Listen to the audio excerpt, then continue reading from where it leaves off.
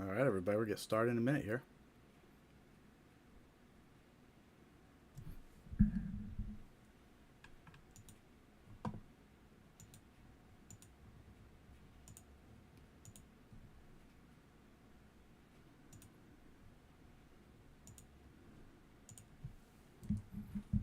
$5:45, getting started with our live stream. Just give me 1 minute here.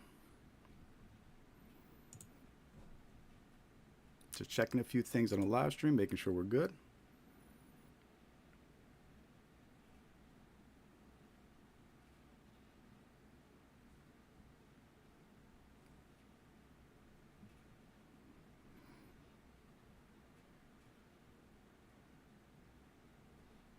Okay, it looks like we're good on the vertical, or I mean the widescreen. And there's the vertical. Looks like we're good in there too.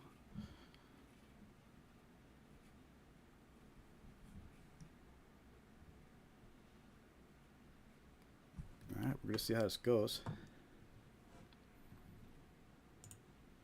Hey, Dave, welcome to the live stream. Good to see you as always. Looks like the vertical stream is messed up here.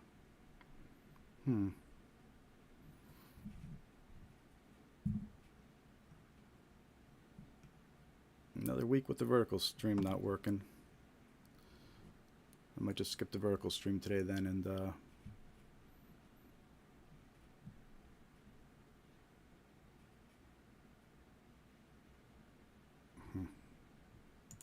how you all doing out there? Let me know if you're watching. If you're in the chat, hit that thumbs up. Let's see if we get some more people in here. Yeah, I think I'm gonna end the vertical stream. Just giving too many problems.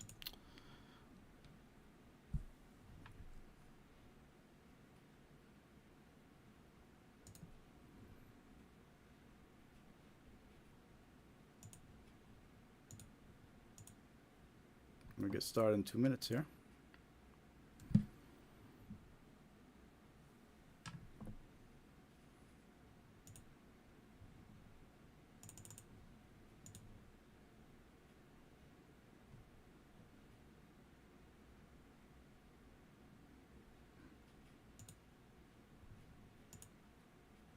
I just killed the vertical stream. We're just gonna stick with the main stream tonight. If you just joined us, say hi in the chat. Let us know you're here.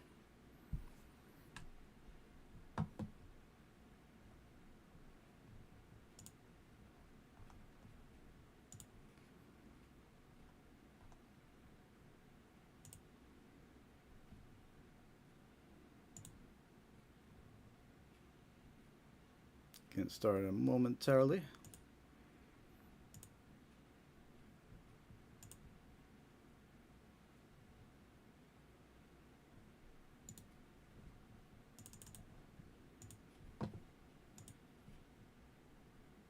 All right, cool. Welcome to the live stream. I'm Jared with Scamware 101. Let me know you're watching the live stream. We're over here on YouTube.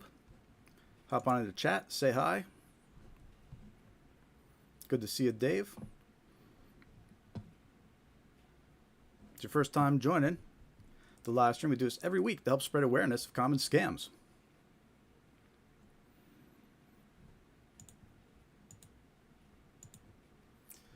Awareness is key to help protect yourself from becoming a victim of scammers. They're targeting everybody. They're targeting you. They're targeting your loved ones.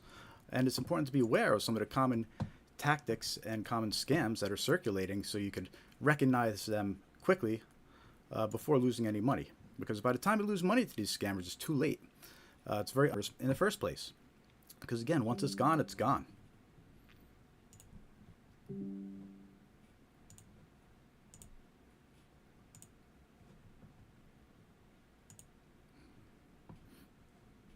So one of the ways we spread awareness of these scams is by doing this live stream. And we try to do it every week. And we go over about 20 different common scams to be aware of. This way you could recognize them and protect yourself from them. So if you're watching, let me know in the chat. I'm just messing here with some of these stream settings. The stream got a little messed up on the vertical side, so we're just doing the regular stream this evening. Hit that thumbs up. Give us a like. Let's see if we get some more people in here. If you don't subscribe yet to our YouTube channel, just definitely take a moment and subscribe.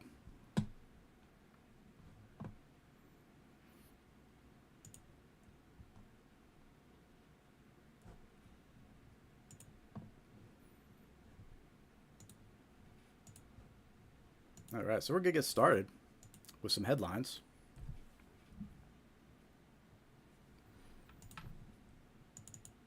And what I mean by headlines is warnings from law enforcement, warnings from certain organizations like the Better Business Bureau, the FTC.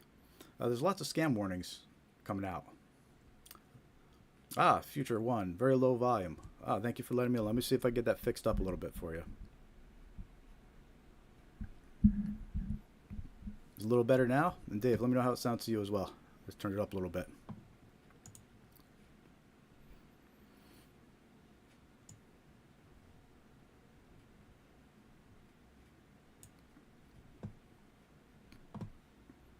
In the meantime, I'm going to get started on this first headline we're going to talk about.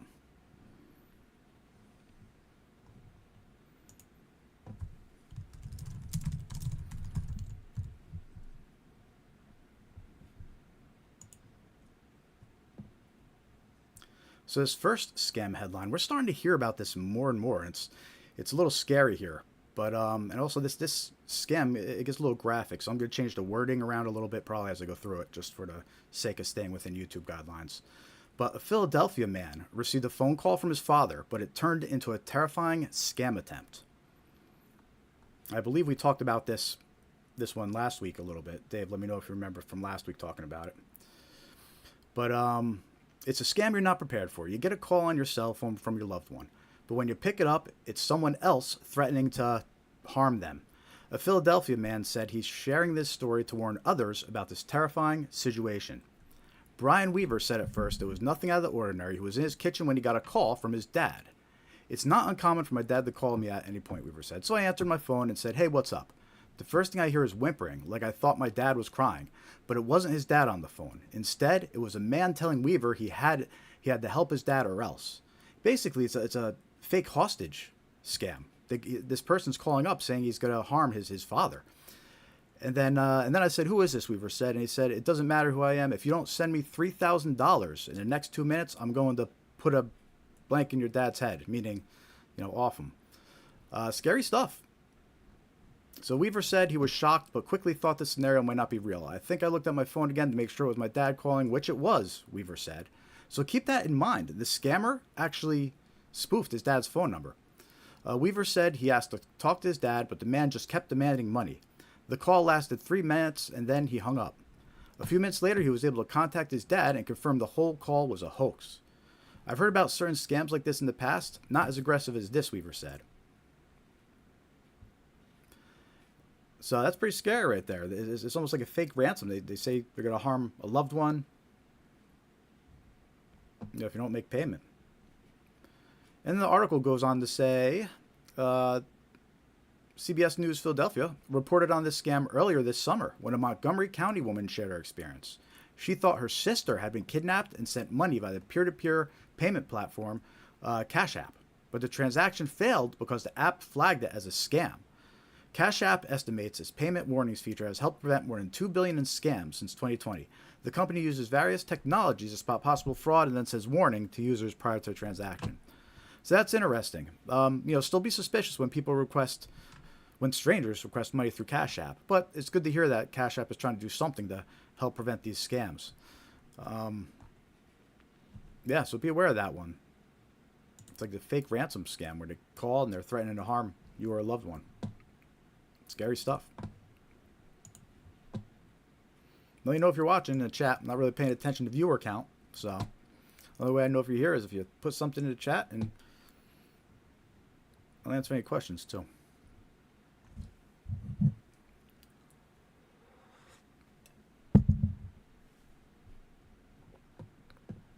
FTC issues warning about text message scam on fake recall, offering refunds for Amazon purchases. Yeah, so we also heard about this one last week as well. It's probably the same warning from the FTC, but it's worth mentioning again for you all to be aware of, right? So there's these fake text messages going around claiming to be from Amazon. and the text message claims that there was something wrong with your product or you're getting a refund for some reason. And it tries to trick you into clicking a link that's going to steal your information, whether it's your login information or maybe your billing information. All right, but it's a text message that impersonates Amazon, and it claims that you get a refund. So it's a pretty little clever trick there that the scammers are using. And we're seeing a warning from the FTC about that one. So be aware of that scam if you get any text messages claiming to be from Amazon and trying to get you to click a link. Never click links, unsolicited links in text messages. It's easy to say that because, but then it's easy to say you would never do that. But then when you get these text messages, you use Amazon all the time. So you might not occur to you, wait a minute, maybe this isn't Amazon. You might have made an Amazon purchase that day, So you always need to stay alert of any type of unsolicited communication.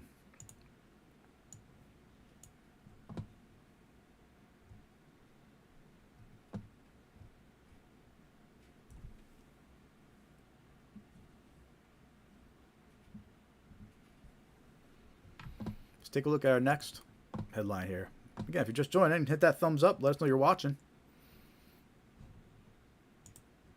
Hey, Dave, how's the volume? Let me know in the chat. I know Future mentioned it was a little low.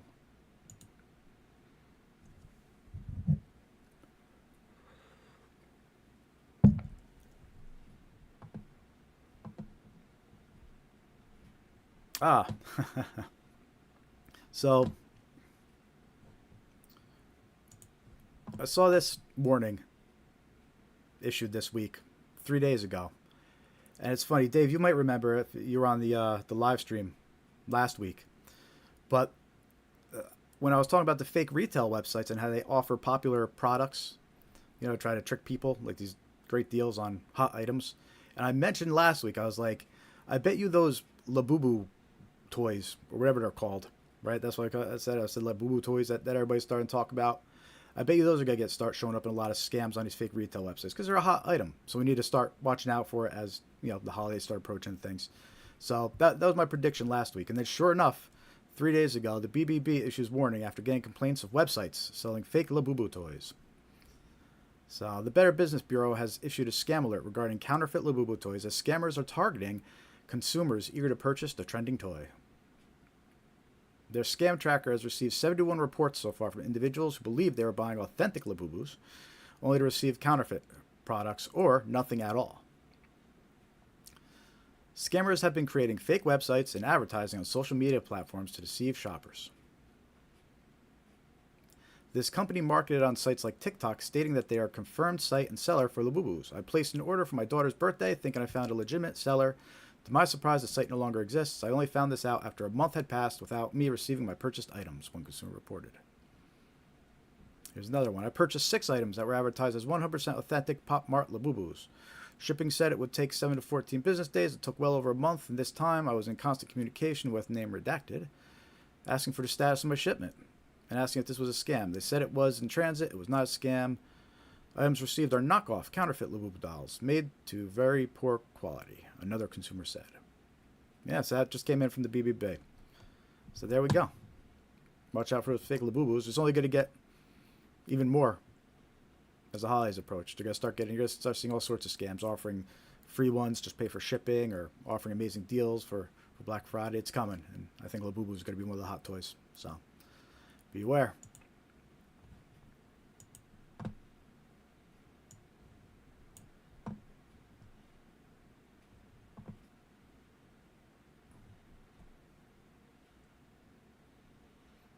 If you're just joining, hit that thumbs up, give us a like. We're just trying to spread awareness about common scams. We usually start off this live stream by checking out some recent scam warnings and reports, all from this week, all recent, to be aware of. Let's see. BBB warns college students of rental scams. So this one was an interesting one because we hear about rental scams, but this one's specifically targeting college students, which makes sense because it's back to school soon. So students looking for a place to rent near their college campus should take extra precautions when searching for an apartment or home. The National Rental Homes Council reports that they hear of rental scams regularly, and evidence shows that young people are the most likely victims. Right? You hear that? So this is one of those scams where we see more young people falling for them. I try to mention that a lot because, young people think, oh, it's only the older folks that are falling for the scams. But that's not true. We've seen other reports that indicate young people actually fall for more scams than the older folks. It's just the older folks tend to lose more money. Right? The older folks tend to have more saved up and they lose more in the scam. But younger folks fall for scams more often, according to those reports. And in this case, this is one of those scams that younger folks tend to fall for more often. And that's these rental scams. According to Apartment List, people ages 19 to 29 are 42% more likely to be victims of the scams. 43% of people looking online for rentals have encountered a fake listing. I can vouch for that. I mean, I haven't moved in a while, but even years ago, at least four years ago when I was looking at a new place, I saw tons of fake listings popping up. And they were duplicates.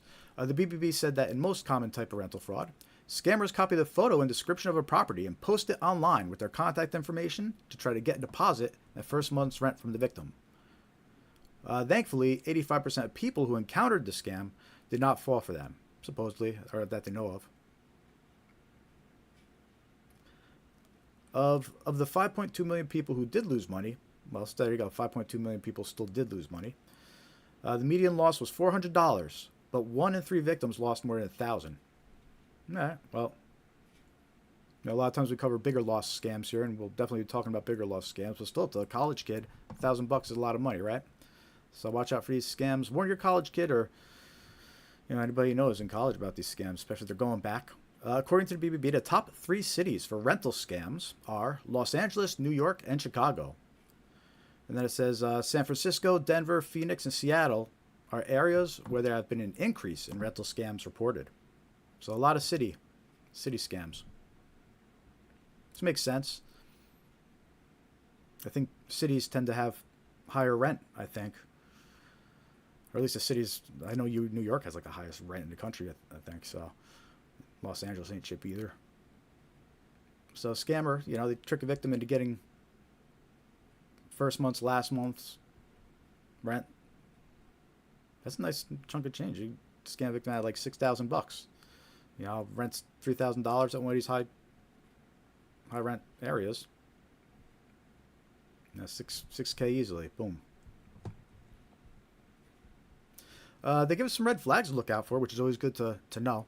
Let's see what they said here. The BBB said, the rental is most likely a scam if the owner is out of town and you cannot see the unit in person before sending money, right? So surprising me, it sounds like a lot of people will send money before actually viewing a place, which, I've never done that before, and I don't think I ever would. You always want to see where you're supposedly moving in, but I guess people have certain circumstances, or maybe they're going to college out of state and they can't see it first. I don't know, but still, it says never send money before you view a place. There is a for sale sign in the yard. Yes, so right, you go to rent a place and you see a for sale sign in the yard, that's a big red flag. And the reason why that's a red flag is because sometimes these scammers, they get access to a home that's for sale, right? And the key will be there. Like the realtors leave a key, on site somewhere in a little lockbox. So sometimes these scammers, they figure out the code for the key. And when they do, they're able to put these fake listings up. They bring people in and they give them a fake tour to place and then they steal their money. Right? And what's happened, the real homeowner doesn't even know what's happening. The scam, he doesn't know a scammer had access to the key. So, and we hear about that a lot. The alleged owner or property manager wants money through Western Union, MoneyGram, or gift card. Yeah, be suspicious of that. Western Union, MoneyGram, and gift cards especially. And we'll talk about the gift cards more later. Can't really talk about common scams without talking about gift cards. And then always be suspicious if the rent advertised is well below market rates. In this type of rental scam, I saw that a lot when I was searching for places where I would see the real listing, where it has the real price, but then I would see somebody copied the listing, but cut like the price in half. So it was very, it was obvious somebody copied the listing and was trying to undercut them, scammers.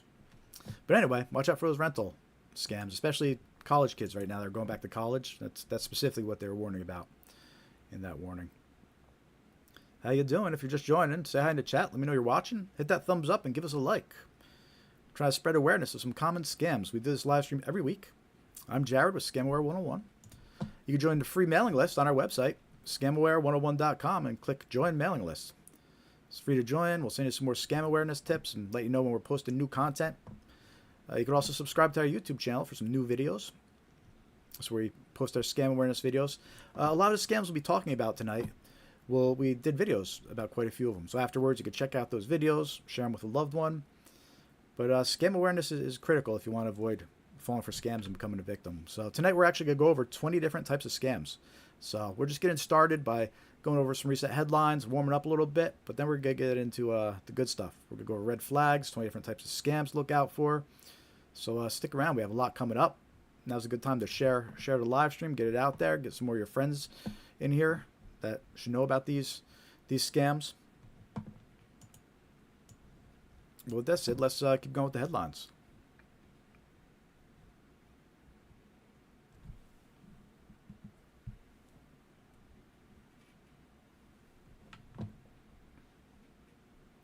Bend police warn rising scam reports. I think it was Bend, Oregon. Bend police are warning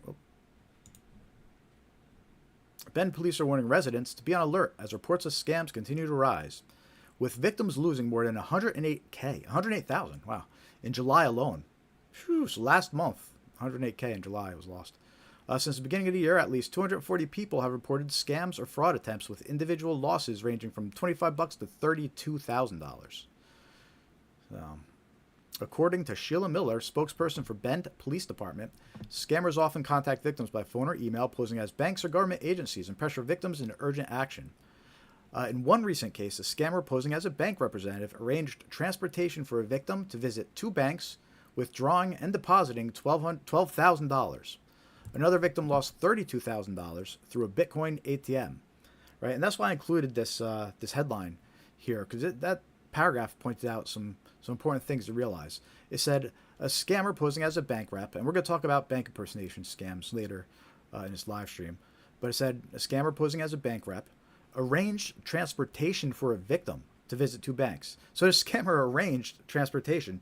I don't know if they scheduled an Uber for him or something, but they actually scheduled transportation for the victim to visit two banks to withdraw and then deposit money.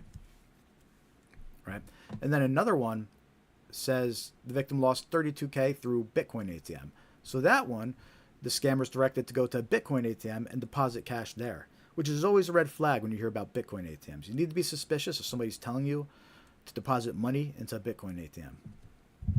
Scammers like to get paid that way, and we're going to talk about that in a little bit too. This article also goes on to warn us about rising scams involving gold bars, wherein scammers follow a similar pattern to pressuring victims into converting money into gold bars. And I have another article. We're going to read more details about that shortly. But yeah, an Oregon woman was defrauded out of $600K, her entire life savings, in one of those gold bar scams. All right, so officials are reminding the public that legitimate agencies will never demand money, ask for payments via gift card or cryptocurrency, or pressure you into fast decisions. If you receive a suspicious message or call, hang up and contact your bank directly.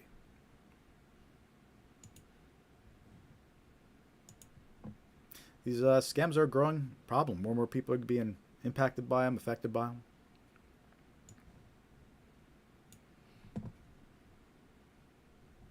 Take a look at our next scam article here.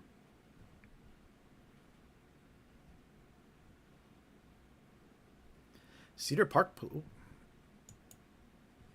police are warning of scammers posing as county officers to extort money via Bitcoin. See, you kind of see like Bitcoin's kind of a recurring theme here.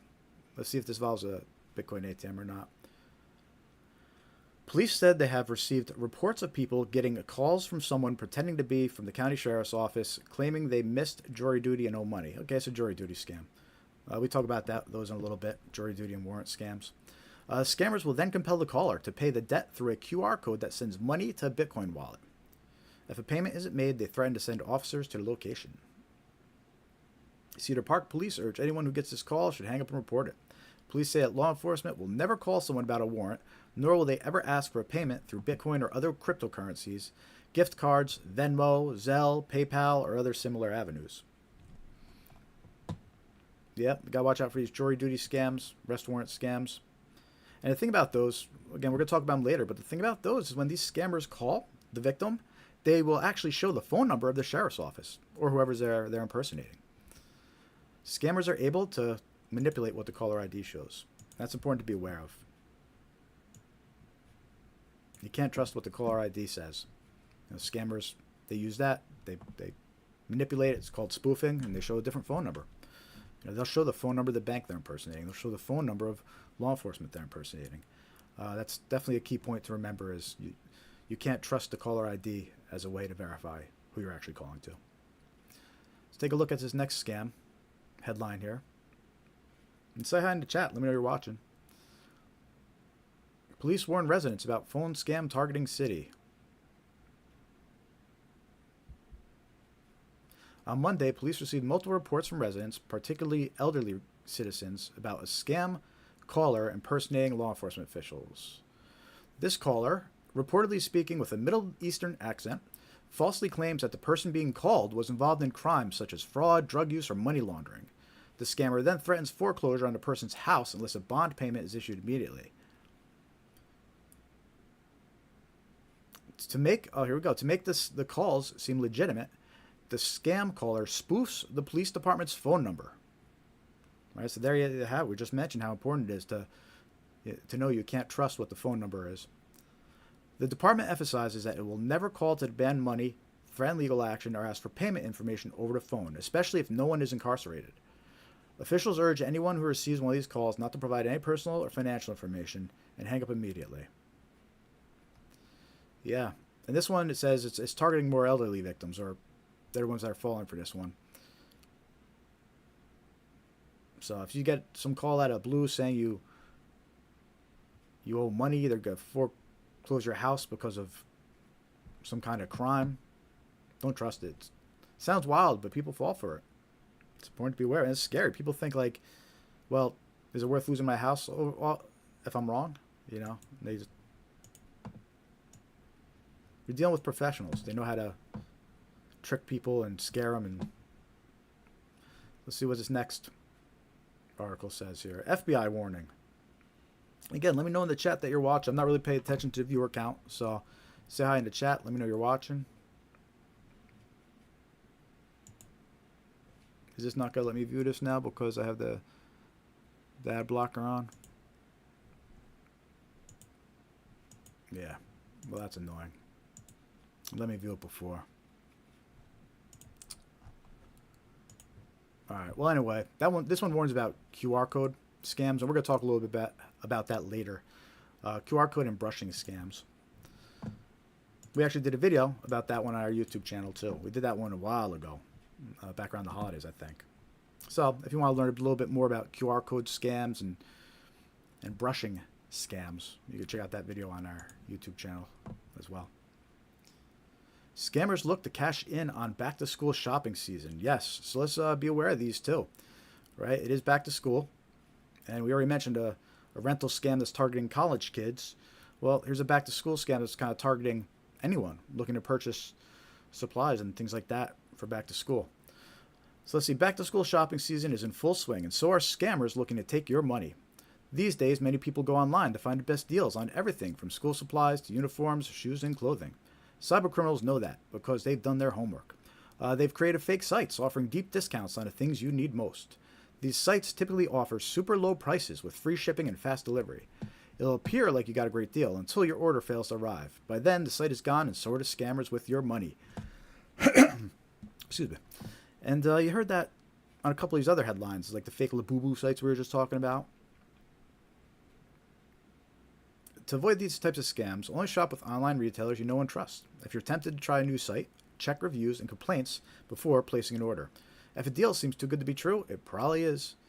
Be suspicious of impossibly deep discounts. Also, this says always use a credit card for online purchases. They offer you the highest level of fraud protection. If you do get ripped off, be sure to report it. Yeah, the thing why the credit cards offer you a little bit more protection is the credit card companies could usually block a payment or freeze a payment as a dispute, whereas the banks, once your money's already been transferred, they really can't do much to get it back. So you don't want to use a debit card to transfer money. Credit cards you have a little bit more protection with credit cards. But even in that case, remember, the scammer has your credit card number then. So, you still don't want to risk it. So be suspicious. Hey, John, welcome to the live stream. You just missed an important part, man. We went over these websites about fake Labubus now being reported. I know you love to collect those Labubus.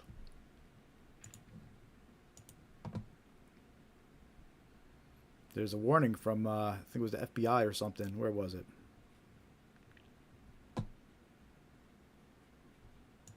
Yeah, the BBB, the Better Business Bureau. Fake Labubus. Got to watch out for them.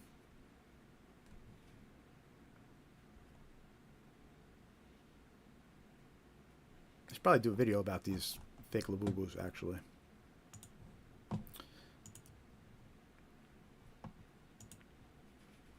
Let me know in the chat if my next video should be about fake Labubus. I know John's already voted yes, so I'll do +1 already.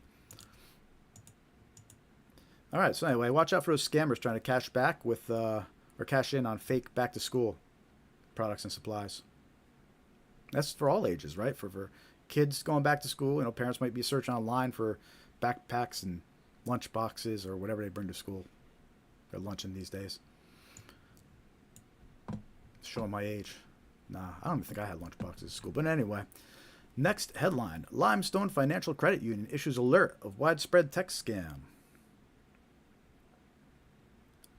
Limestone Credit Union is warning the community about a widespread phishing scam involving fraudulent text messages, falsely claiming to be from Limestone's fraud department.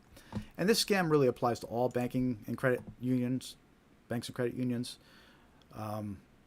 They should all be warning about this scam. According to a press release from the credit union, the messages reference suspicious debit card activity or claim that a member's account has experienced unusual activity.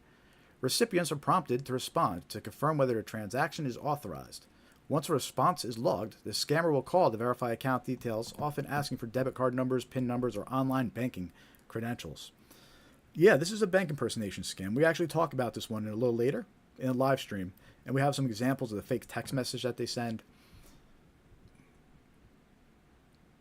And again, that's another scam where when they call, they'll show the bank's phone number on their caller ID too.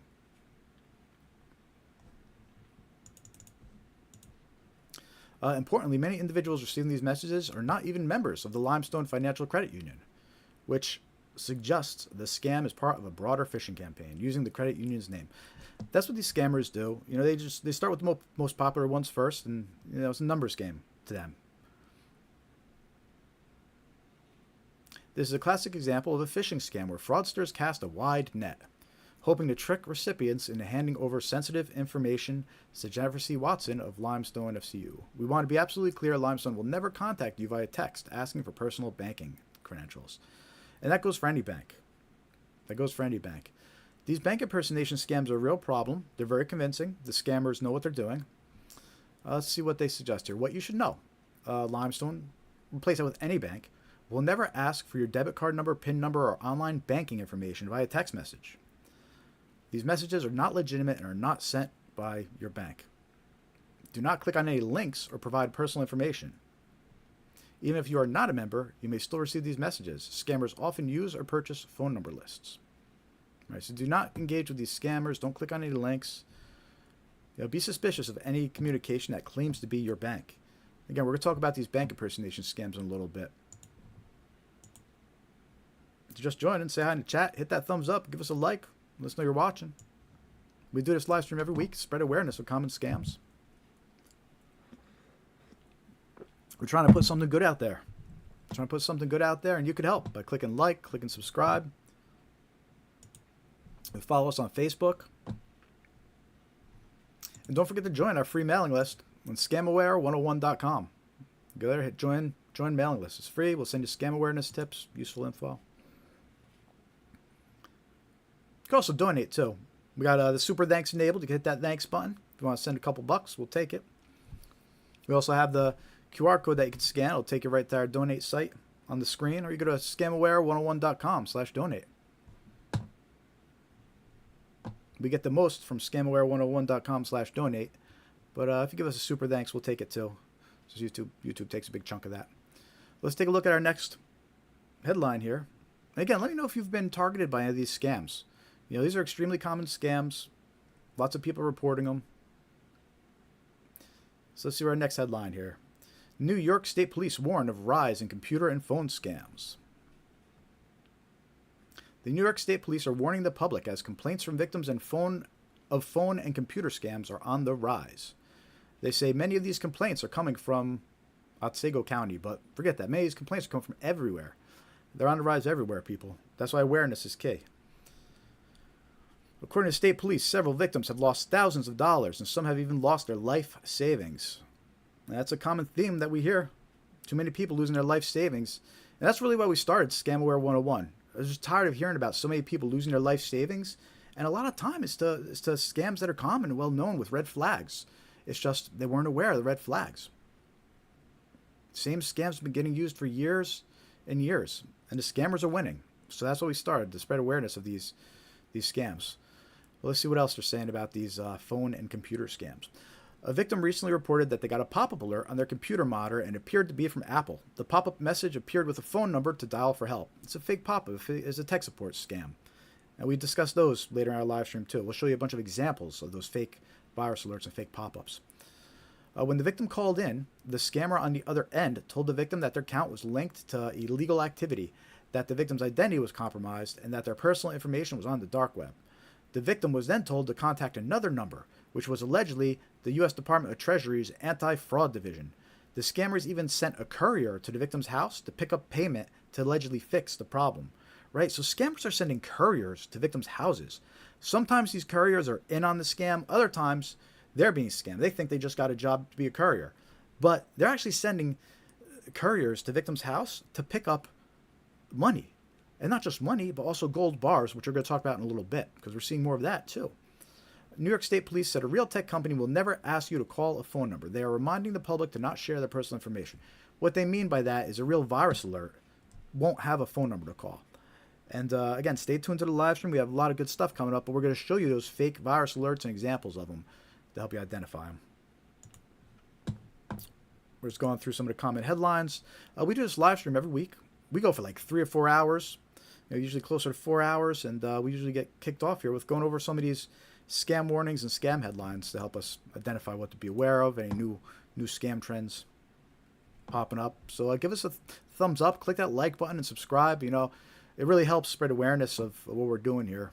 And it's all good. We're just trying to spread awareness of these scams so people can protect themselves. This warning comes from the Oregon DOJ. I think I might have covered this one last month, but it's important to continue covering because we're seeing it happen more and more. This gold bar thing, right? Meaning these scammers, they trick victims into purchasing gold bars, which you might think like, what? How would they would never trick me into purchasing gold bars? But, you know, they tell the victims, your money isn't safe. Someone's compromised your account. The only way to keep it safe, convert it to these gold bars and we keep it safe for you, which is, well, sounds ridiculous, but these scammers can be very convincing.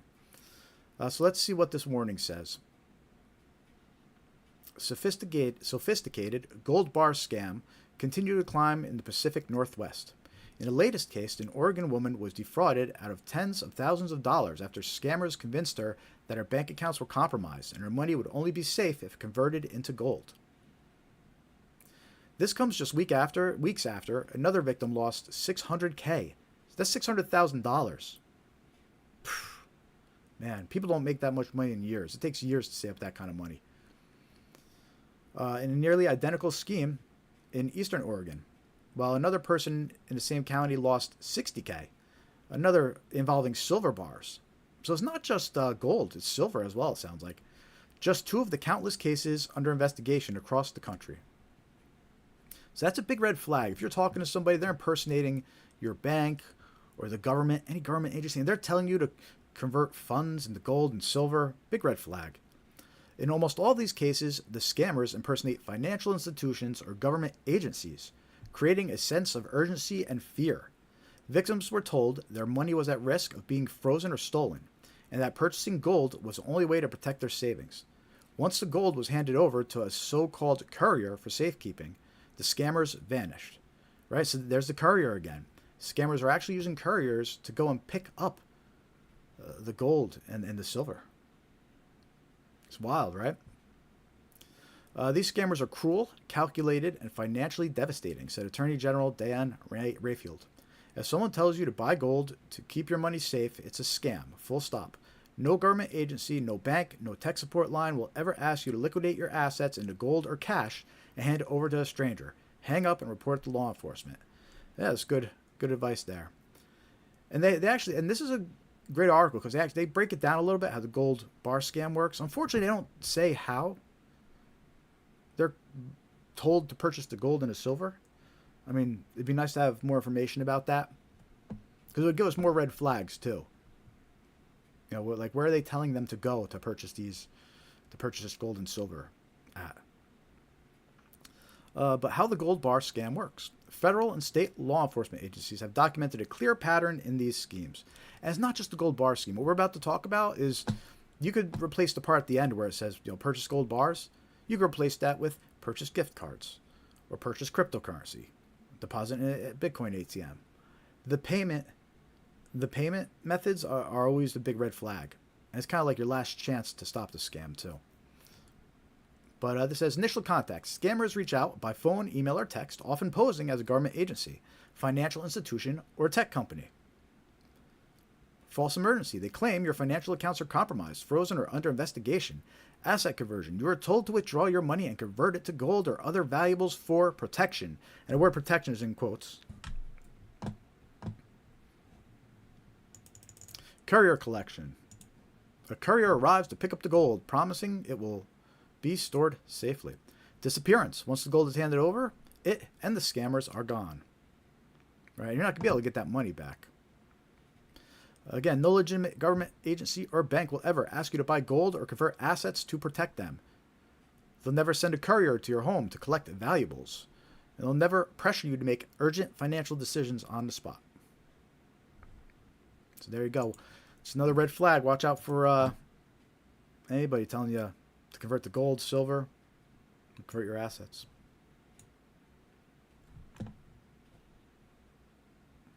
We got 4 more headlines that we're going to go over, and we're going to roll into some red flags and talk about some more common scams.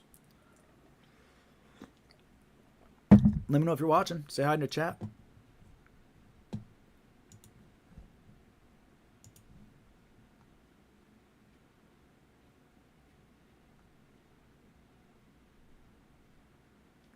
Pell City Police issue warning about phone scam. Let's see which scam this warning is about. Hit that thumbs up if you haven't. Give us a like. Let's help us spread awareness about these scams. The Pell City Police Department is warning people about scam call going around. According to police... Oh, lost my spot. According to police, the phone scam is targeting residents and local businesses. They say that scammers are calling from a local number, claiming that the person is being called has a warrant for a missing court date. Okay, so it's a fake warrant scam. Police say that these scammers threaten that if the fine isn't paid immediately, an officer will come to the person's home or workplace and arrest them. Scammers also say that the person will be held without bond. Yeah, so this is a popular scam. We're actually going to talk about this scam a little later in the live stream. It's a fake warrant scam. It's when the scammer calls you up, and the phone might actually show the sheriff's phone number. These scammers manipulate what the caller ID shows. You know, you get a phone call. It has the local police department's phone number, local sheriff department's phone number. They tell you there's a warrant issued. You missed jury duty, something along those lines, and you have to pay immediately. Otherwise, they're going to send deputies to arrest you. In this case, the caller demanded a bail payment for an employee of the print shop. Gilbert reads, the scammer first told them to come to the police station, but then said the bail could be paid through Venmo. That's a completely different type of scam. That's when they claim someone you loved is in jail. Police say that these scammers are going to great lengths to appear real. They say when you call a number back, a recording answered which said, hello, you've reached the Pell City Police Department. According to police, scammers also falsely claimed that Pell City Police Department was working with the Department of Justice and that Venmo payments were a new standard operating procedure. Venmo payments. Red flag. Venmo's a red flag. Scammers like to get paid with Venmo. It sounded legit until you started asking questions. Just be aware. Right? Be aware. And that's why we're here. Scam Aware 101. These scammers are preying on people's trust in law enforcement. Let me be clear. The Pell City Police Department will never call you and ask for money. We do not use digital payment apps like Venmo or fines or bail. This is not how we operate, and we urge everyone to be vigilant. They will never call and ask for money, call to inform about a missed court date or outstanding warrant. They'll never accept bail or fines via digital services like Venmo. We're seeing a lot of that. We see a lot of warnings about these fake arrest warrant scams, jury duty scams. We got 3 more headlines to go over here. Scam warning, fraudulent text circulating throughout Arkansas. Anybody from Arkansas? Say hello in the chat. Thousands of Arkansas. That's weird. That's weird terminology. Are receiving a scam text message. It suggests they owe money due to an unpaid traffic ticket or toll. This is an effort to steal personal information and money. DFA will never send a text regarding a traffic ticket or toll. The scammers have spoofed DFA's website and added a link to pay them. Please ensure your family and friends are aware of this fraud and do not click the link or communicate with the scammers. Yeah, and we've been warning about this scam for a while now. These fake road toll text message scams, and now more recently it's become a traffic ticket scam. We're going to be showing you a bunch of examples later in the live stream of this scam, actually. We have tons of text message examples to show you. But if you get a text message claiming you owe a traffic ticket or you missed a toll, be suspicious. Don't click the link. Don't really trust the phone number or anything it says in there. Go and verify.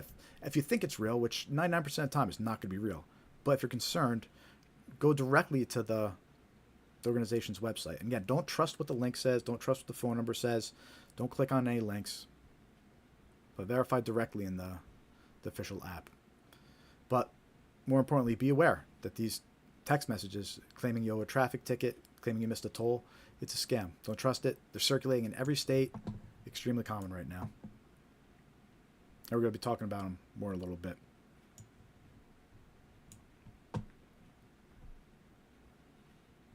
Next scam. Scammers using fake websites in a twist on jury duty scams. So this was interesting. We talk about these arrest warrant scams and jury duty scams, every week. And typically that's a phone call scam, and then they instruct you to withdraw money and pay it in some kind of way, right? Well, in this case, scammers are using fake websites in a twist on jury duty scams. So scammers are still pretending to be the police, calling to say you've missed jury duty and need to pay. But in a new twist, some scammers are now telling you to visit a website to enter your personal information, all so they could steal it and your money. It starts with a call that sounds like it's from an officer in your local police department. It's not. They claim you missed jury duty. You probably didn't. And will be arrested until you visit a website to pay a fine. Still no. They send you to a site that looks legitimate with an official sounding URL and government looking seals, all fake. It'll ask you to enter your birth date, social security number, to look how much you owe. It might ask you to pay up to $10,000 in fines on the site or send you to a government kiosk, no such thing, to pay by cryptocurrency. But every bit of this is a scam, right? And notice how the scammer, they called it a government kiosk, but it's really a Bitcoin ATM. They're tricking the victim into depositing money into Bitcoin ATM, except they're calling it a government kiosk to sound official. Scammers, they're always thinking of new clever ways to trick people. Here's what to know. Law enforcement officers won't call to say you'll be arrested or threatened to arrest if you hang up. Even if the caller ID looks like it's coming from your local police department, scammers could fake it. Only scammers say you could pay with cash, gift cards, a payment app, cryptocurrency, or wire transfer service like Western Union or MoneyGram. If you get a call like this, hang up, then tell the FTC. If you think the call could be real, don't go to the URL they give you. Instead, look up the court's real website for jury duty information or call the court directly at a number you know is correct. And that's important. Even if you're going to Google the contact information, be careful, because you could actually end up finding a fake website that gives you a wrong phone number. You end up calling scammers. So be aware of these jury duty scams. You know, and they try to direct you to a fake website now too. So be suspicious, be alert.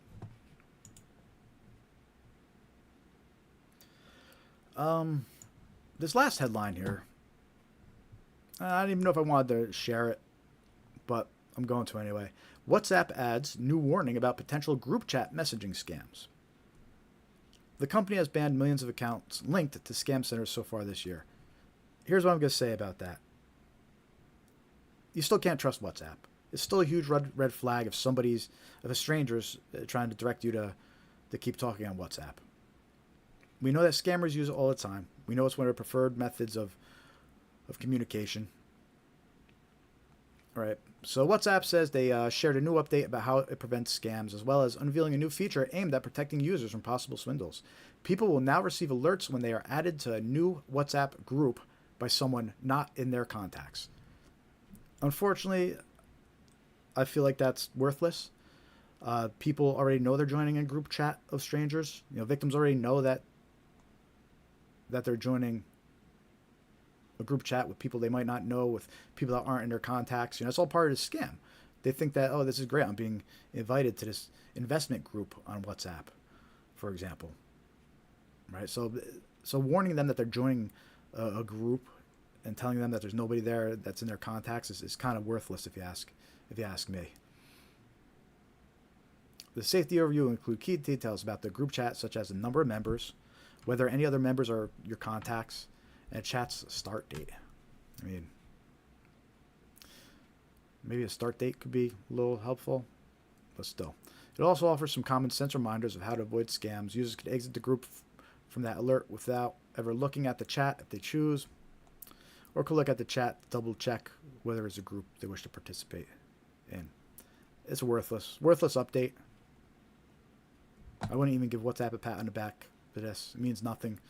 And I'm going to still include WhatsApp in the red flags when we talk about it in a little bit. So if a scammer tries to direct you to WhatsApp, you know, starts a conversation in text message or an email or on the phone, and they try to get you to call them on WhatsApp or join a WhatsApp group, it's a scam. Don't trust it. Be very suspicious. We know scammers prefer that type of communication, regardless of that wonderful article and safety headline from WhatsApp about how great they are.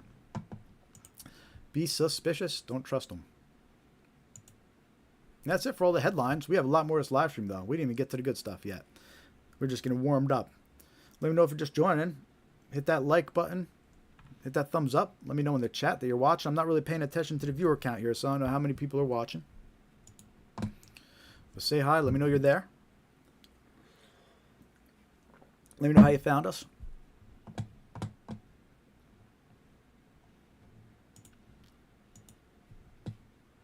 So for this next portion of the live stream, we're going to talk about some red flags to watch out for.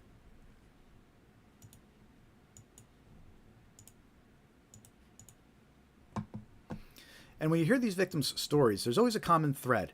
And there's usually these red flags where if they were just aware of it or able to identify it, it could have been enough to prevent the whole scam from happening. And that's one of these reasons why I commend the victims who come forward. You know, I'm very grateful that they share their stories. A lot of victims are ashamed. They don't tell anybody that they got scammed.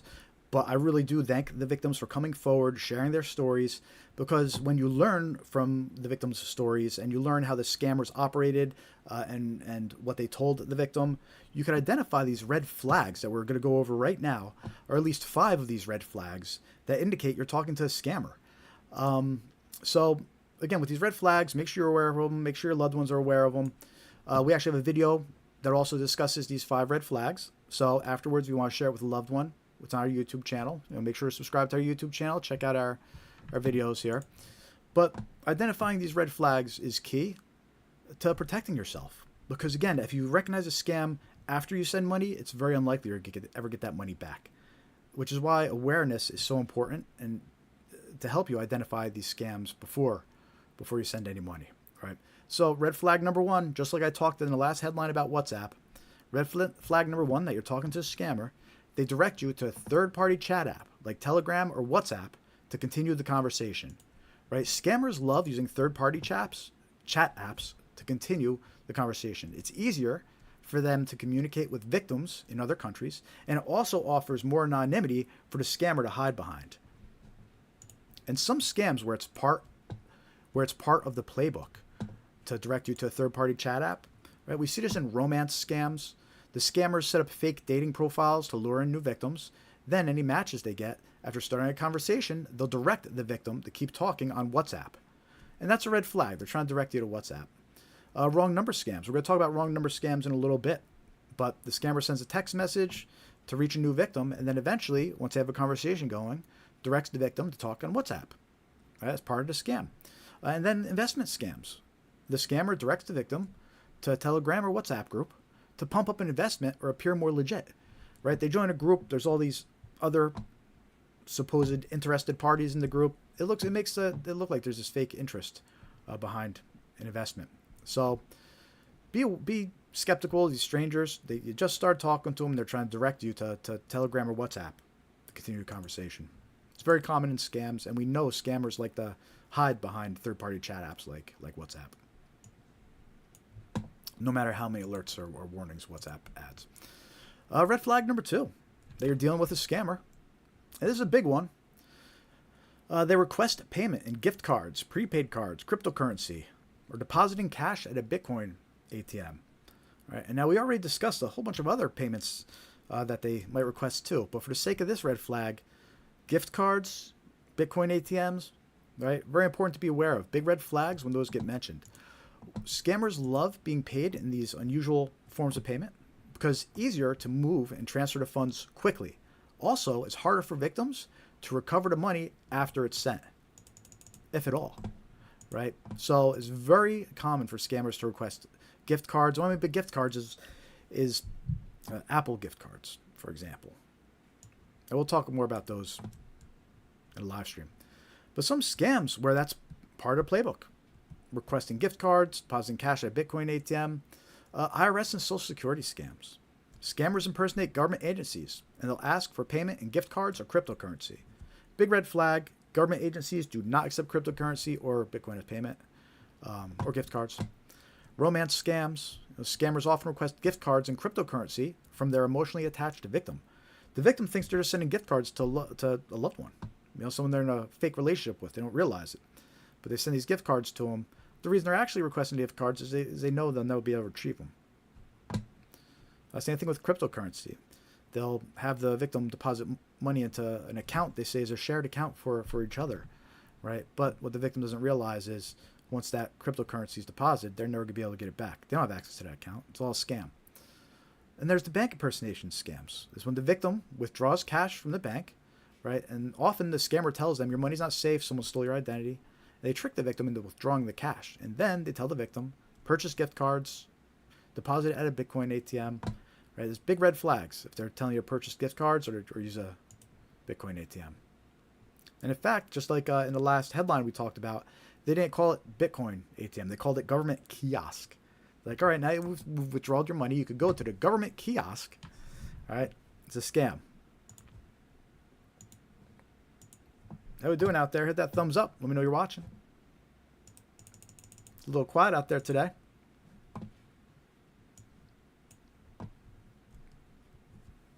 Red flag number 3. They're dealing with a scammer. They ask you to provide a code that was sent to your phone via text message. This is actually a pretty common scam. We see it a lot on marketplace type websites too. But what's really happening here is a scammer is actually trying to open a new account that's attached to your phone, or they're trying to log into an account that's attached to your phone, or they're trying to change a password that's attached to an account that's attached to your phone. Right? And what's happening is you're getting that code as a security precaution. Right? So if you turn around and you give this code to the scammer, you're letting them do whatever action they're trying to take, whatever malicious action, whether it's logging to your account, creating a new account, associated with your phone. You never want to give a code, some kind of code that was sent to your phone to someone requesting it. Oftentimes they might be trying to log into your bank account, and giving them that code is what makes all the difference. Just to go in a little deeper about what might be happening here, right? Account login attempts. Scammer might be trying to log into one of your accounts, and what they do is they'll say, you're going to receive a code. I'm just trying to confirm, your phone number is real before I sell you the item or before I buy an item from you. Right? And then what happens is they attempt to log into your bank. A code gets sent to your account or to your phone. Right? If you give that code to the scammer, you're authorizing them to log into your bank account, for example. Right? Password resets. Right? Scammer might be trying to reset one of your passwords, essentially then being able to access your account. Right? And if you get that code and you send it to the scammer, you let them reset your password and access your account, which you don't want, right? There's the Google Voice scams. This one's interesting. A lot of times scammers create Google Voice accounts, they're called. Right? And they need a phone number to do that. And so what they'll do is they'll create an account with the victim's phone number. The victim gets a message, the code sent to their phone. If the victim turns around and gives the code back to the scammer, they allow the scammer to open that account. And now the scammer could use that fraudulent Google Voice account to continue with their scams, right? It's linked to your phone number. So be aware of this type of scammer red flag. If an individual is asking you to provide a code to them that they're going to send to your phone, it's a big red flag. That's what scammers do. A lot of times they're just trying to access one of your accounts or create an account. So don't trust it. Be aware of that red flag. How we doing? Hit that thumbs up if you're just joining. You can also join our free mailing list, scamaware101.com, and hit join mailing list. We'll send you some useful scam awareness tips, some reminders when we're going live, all good stuff. Right now we're going over some red flags to help you identify a scammer. You can protect yourself and your loved ones from scams. And that's our goal here, to spread awareness of common scams. Too many people are losing their life savings and retirement funds to these scammers. It's not right. So we're trying to put something good out there and spread awareness about these scams. And you can help by hitting that thumbs up, subscribing, following us on your favorite social media platform. We're on Facebook,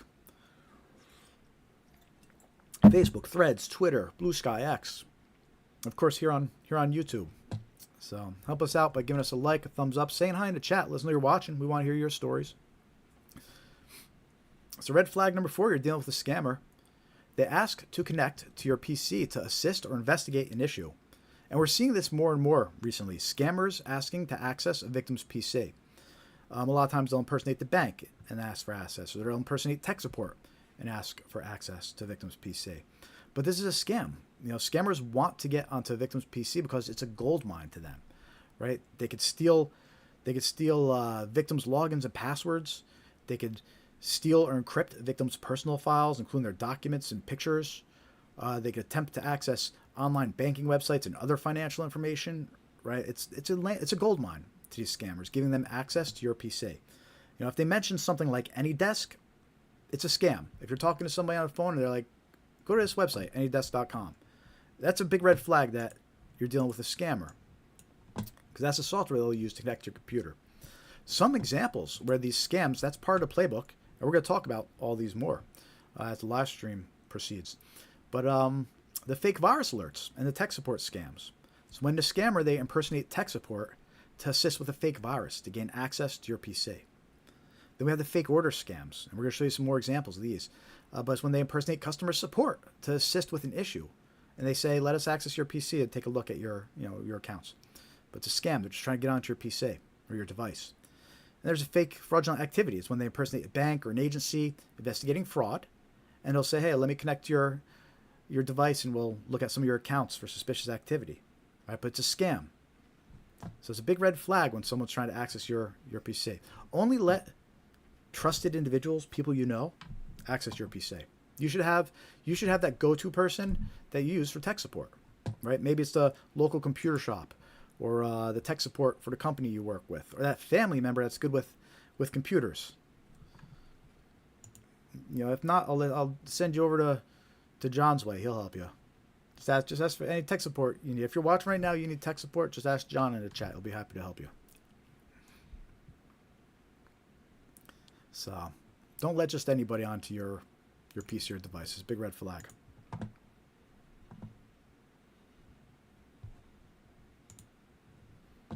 You're just joining, hit that thumbs up. Again, let us know you're watching. We're going to be going for a couple more hours tonight, so you can still share this live stream, tell your friends. Let's get some more people up in here. All important stuff to be aware of that we're talking about this evening. All active scams currently circulating. It's important to be aware. Red flag number 5 that you're dealing with a scammer. They request that you keep the matter confidential or secret. It's extremely common for scammers to ask for confidentiality. They don't want you to discuss the situation with other people, because the more people you talk to, the more likely you'll be told it's a scam, right? It makes sense. So it's a big red flag when scammers tell you to keep something secret, not to tell anybody. A lot of times they'll be like, don't tell the bank teller why you're withdrawing money. That's always a big red flag.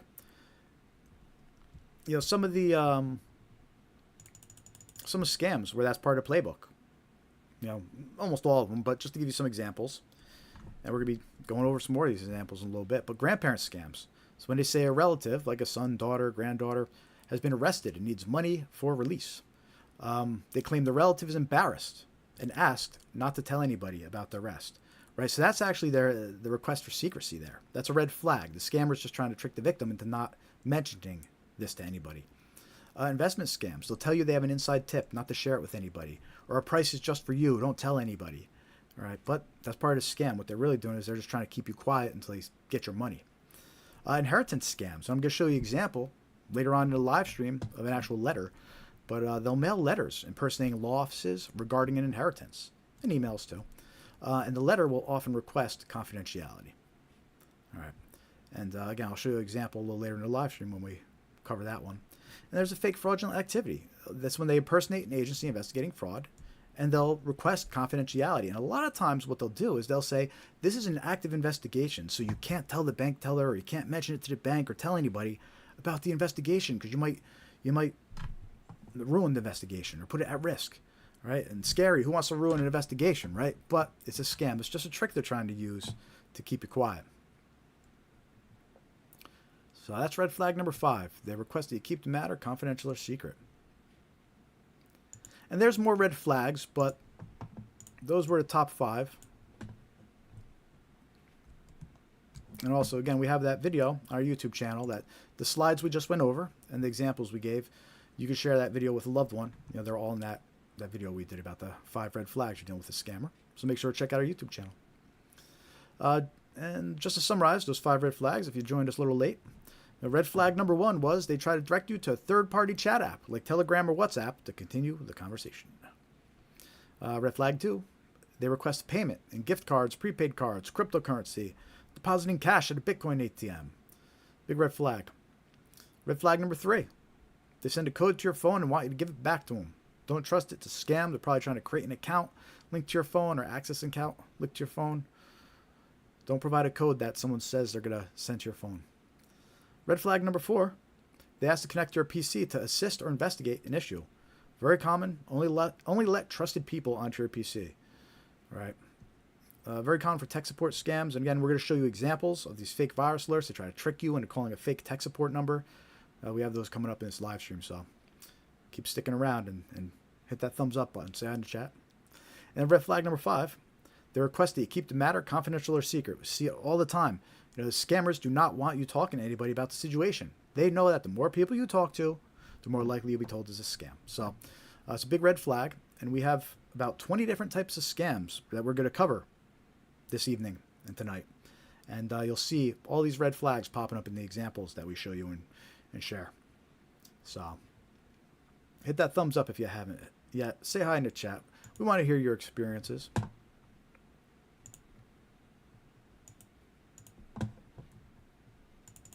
If you just joined, welcome to the live stream. We do this live stream every week, and the goal is to spread awareness about common scams. We want you to be aware of common scams so you can protect yourself and protect your loved ones from becoming a victim.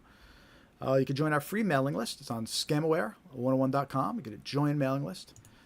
We'll send you some useful scam awareness tips and some reminders when we're going live. You can unsubscribe at any time, and we won't abuse the privilege, I promise. And you can follow us on your favorite social media platforms. We're on Facebook, Threads, Instagram, Blue Sky, X, YouTube. We usually do this live stream on Facebook and Instagram too, but I had some technical issues, so we're just on YouTube for this evening. But hit that thumbs up, give us a like if you haven't yet, and make sure to subscribe to our YouTube channel. Lots of good, useful information that we share on this live stream.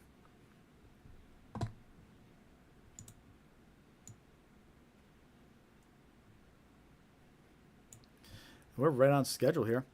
I need to get my Scamware 101 coffee mug refilled here. If you want your own Scamware 101 coffee mug, it's on our YouTube store. So check out our YouTube store, and there's some other items there. You can help support our mission. Got some mouse pads on there, some different coffee mugs and travel mugs on there, some stickers.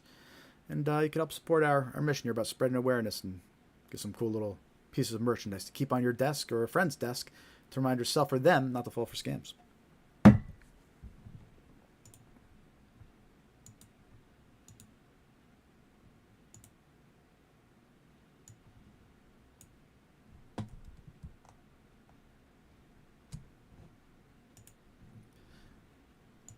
All right. It's time to refill his coffee mug. Now's the time to get caffeinated. And we're going to return back in about 5 minutes, and we're going to dive into some common scams. We're going to show you some examples. We're going to play some phone calls, show you some email screenshots, text message screenshots, all sorts of scams that you might encounter. So, all good stuff coming up. Stay tuned. Get yourself ready for another hour of jam-packed of useful scam awareness details. If you haven't hit that thumbs up button yet, hit that thumbs up. Give us a like. All right, we'll be back momentarily. Stay tuned.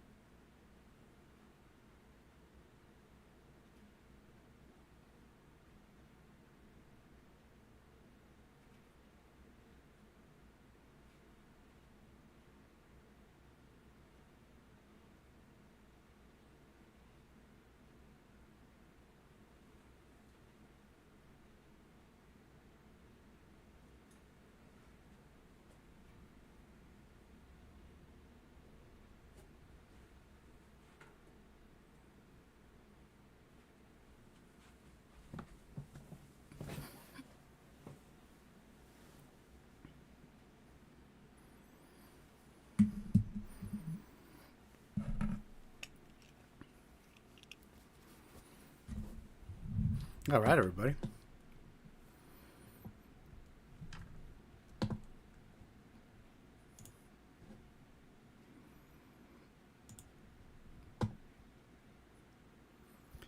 We're going to keep on going here in 2 minutes. If you just joined in, hit that thumbs up. Let us know you're watching.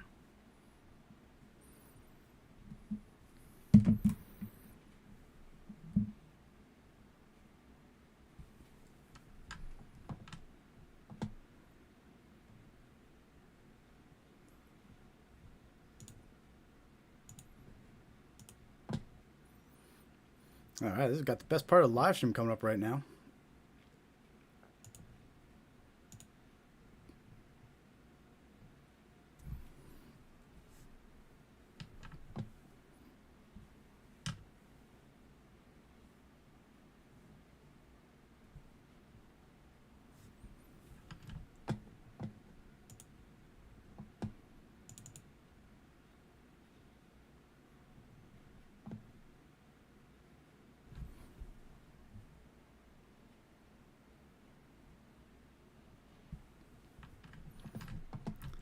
All right, looks like we got Chris joining us too.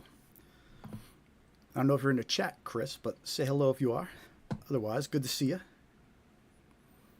Here to learn about some scams. We continue in 1 minute here.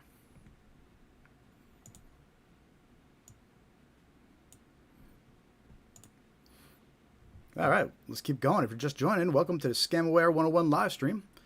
Our goal here is to spread awareness of common scams so you can protect yourself and your loved ones from becoming a victim.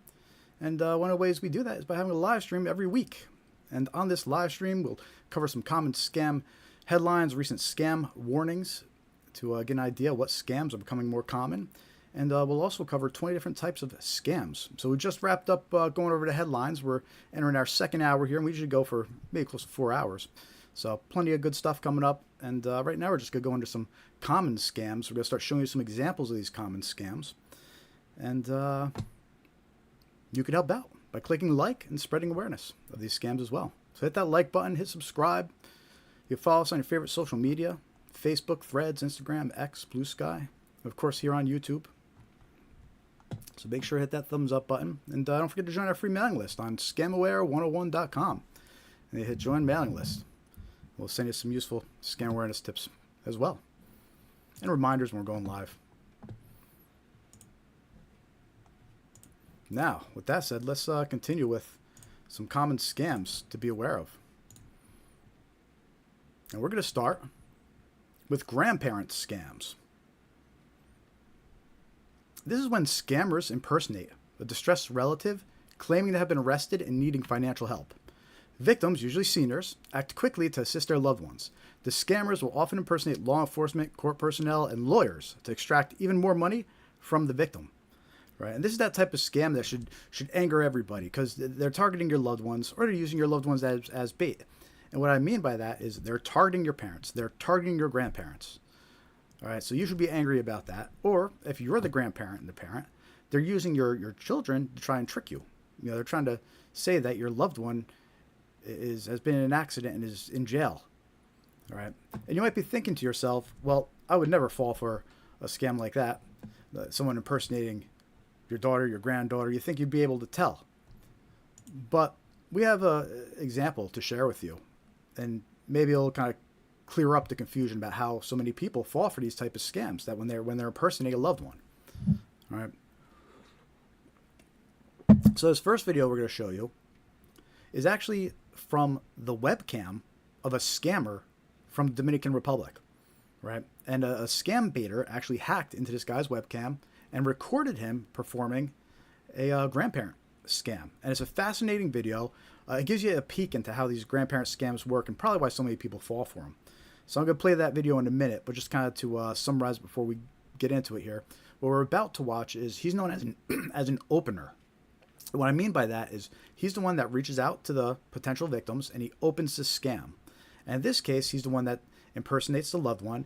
He tells them that, he tells the grandparent that your loved one's in jail, I'm a police officer, right? And then they tell the grandparent to stand by, right? And then he hands it off to somebody known as a closer, right? So these scammers, they work in teams. They work together right? And anyway, so this video we're going to watch, a very short video, but it shows you how these openers reach out to victims and try to trick them into thinking their loved one needs help, right? And it shows you how when they impersonate them, how someone could also fall for it.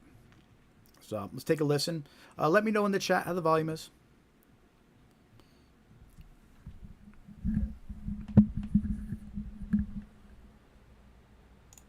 Oh. Mom, I had a car accident. Huh? I had a car accident, Mom. Is this Linda? It's me, Linda. Where are you? I got a car accident. What happened? I'm gonna put the officer on. I got arrested. You got arrested? Hi, ma'am. Yes. Hi, are you Linda's mom? Yes. What I'm gonna need you to do is grab a pen and paper and write down Linda's case number, ma'am. I need you to hurry up, please, ma'am. Case number? It's the number 2. 2? The letter B as in boy. Can you read that back to me? 2, B. Now, I'm gonna read what's going on, ma'am, okay? Okay. Linda was involved in a car accident. It was stated in the police report. She admitted that was her fault. While she was driving, she was using her phone. That's what caused the accident, ma'am, okay? Oh, man. The woman that was driving the other vehicle was 7 months pregnant. We had to rush her into the nearby hospital. She might lose her baby. Oh, really? Yes. Now, we actually confiscated her cell phone for legal evidence, so she cannot receive or cannot make calls. This is going to be her only last call. Are you with me, ma'am? Yes, I am. Now, she actually wrote a note down here saying that she didn't want anyone to know about this.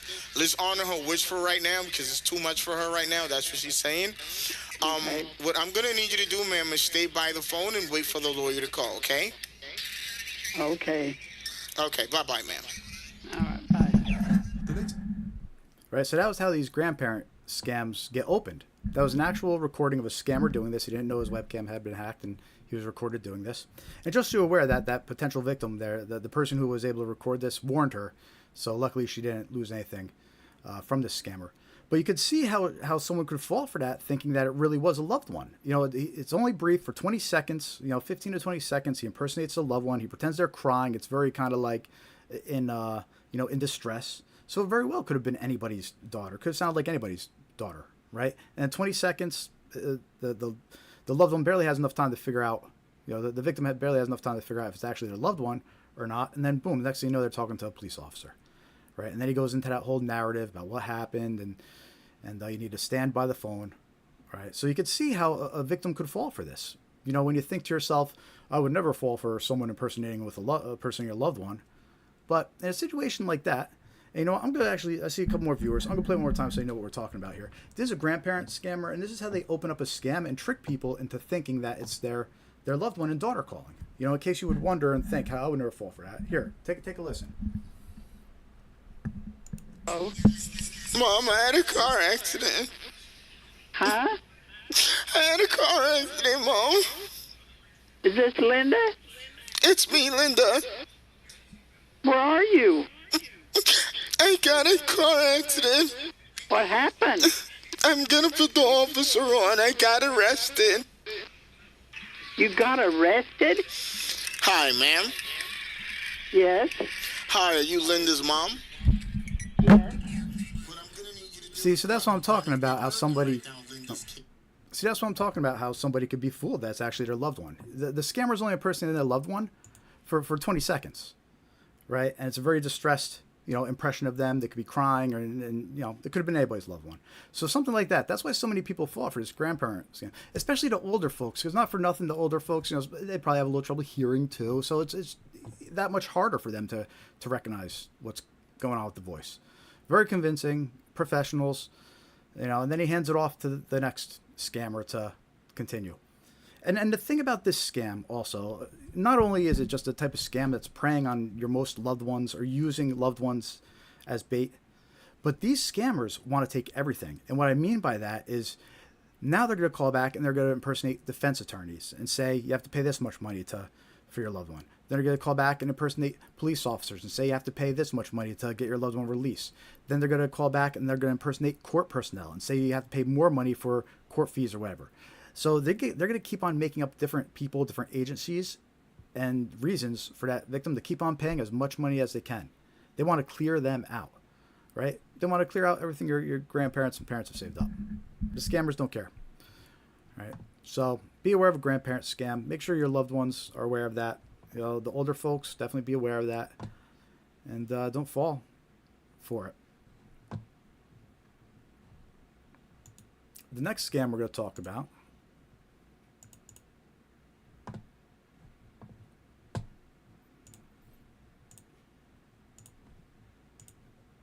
are fake order scams.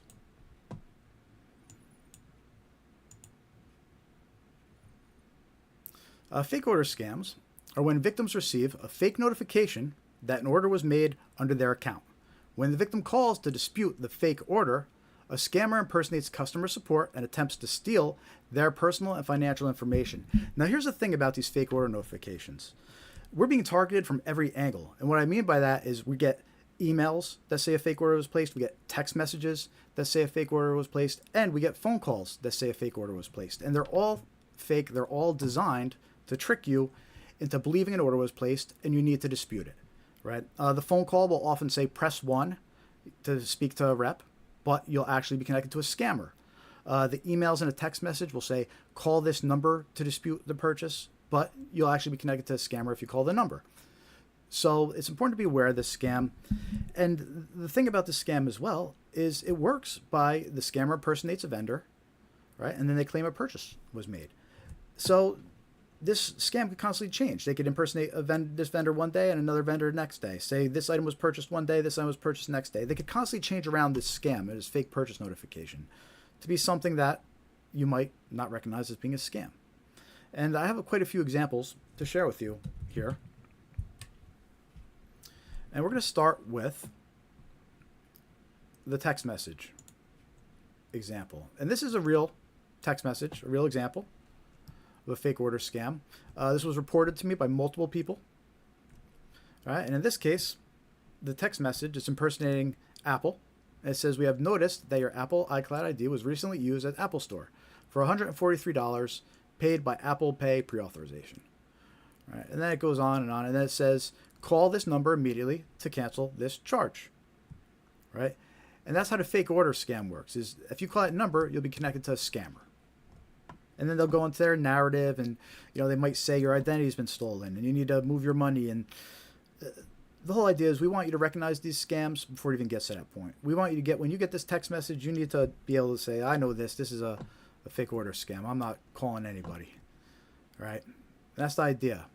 That's why awareness is key. Right? We don't even want to get on the phone with these scammers. So this is a text message version. Let me in the chat if you've received this text message. So many people receive this text message. But again, the whole trick is they try to get you to call this number, and a scammer is going to answer instead. The scammer will impersonate text or customer support. Scammer will pretend to be there to help you. They'll pretend they're with customer support, but it's a scam. So that's a text message version. But what about the other versions? Well, we have a couple phone calls to play for you.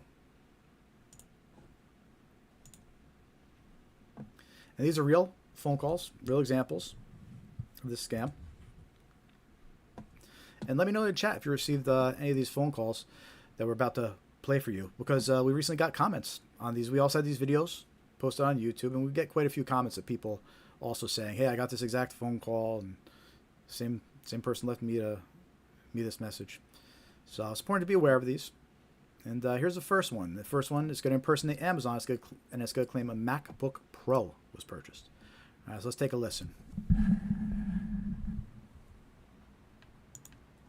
This call is to authorize the payment of $1,499 for the recent order of Apple MacBook Pro on your Amazon account. If you do not authorize this payment, please press 1 to speak to our customer support representative. Let me know if that sounded okay. But yeah, so that one sounded a little robotic, but that's the type of phone call that you might get, and it's claiming to be Amazon. It's claiming that a $1,499 purchase, a MacBook Pro purchase, was placed under your account because they're trying to scare you. And oh no, that's a lot of money, $1,500, right? And they want you to press 1 to dispute the purchase. But if you press 1, you're actually being connected to a scammer. There was no purchase. This is all fake, right? And that's how this works. They're just trying to trick you to call that number. They're trying to scare you by saying there's going to be a $1,500 charge and to call this number. That's a fake order scam. That's a real phone call you might get. Here's another one. This one impersonates or claims to be Walmart. And it says a PlayStation was purchased. All right, so let's take a listen to this phone call. There you go. It's an example of a fake order phone call you might get. We are trying to contact you concerning an unverified purchase of PlayStation 5 Special Edition bundled with Pulse 3D headset being ordered from your Walmart account for an amount of $859.50. If you did not authorize this transaction or wish to cancel, please press 1 or return our call on same number at your earliest convenience. Which, by the way, you hear that? It says call same number. That's always a red flag. If they don't leave a real phone number to even call, and they're telling you to call the number on the screen, that's a big red flag to be aware of. But yeah, that's another example of a fake order scam phone call that you might get. In that case, it claimed the PlayStation was purchased under your account. All right? And then it tries to get you to connect with a scammer. It's going to try to steal your money. So that's the text message version of this scam. That's the phone call version of this scam. But I mentioned that we're under attack from all angles, right? So here's the email version of that scam. And it's actually just a victim's report about what happened to her. All right, this is report's about a year old, but it's still very relevant today. A 23-year-old Lincoln woman reported losing $4,100 after falling victim to an identity fraud scam in July. The scam began when an email claiming she had purchased an iPhone. The woman called the number provided in the email to dispute the purchase and was told she had multiple accounts open in her name across various states. Right, so see what happened here? That was the fake order notification. It was an email claiming she purchased an iPhone. Right, and then it says to call this number to dispute it. She thought she's calling Apple or whoever to dispute it. She doesn't realize it. She's actually calling a scammer. That's how the fake order scams work. They trick you into calling a number to dispute a fake order. Then when she called, they go into their whole narrative about your identity's been stolen, someone's using it, across multiple states. And then eventually the scammers connect her to somebody impersonating a CIA agent who instructs her to withdraw $3,600 from her bank account. The next day, she's directed to use money to purchase Walmart gift cards and send photos and receipts. Additionally, the woman sent $500 gift card to the scammers. Right, so there's the red flags right there with the gift cards. We talked about those red flags earlier in the live stream, and it's going to be a common theme that you hear. It's a big red flag if anybody's telling you to purchase gift cards as payment. And what do we mean by gift cards? We mean like Apple gift cards, retailer gift cards. So that's how these fake order scams work. You're being targeted from all directions. Phone calls, emails, text messages. And that's why it's so important to be aware of these. And again, they'll switch out the item that was supposedly purchased. They'll switch out the vendor's name.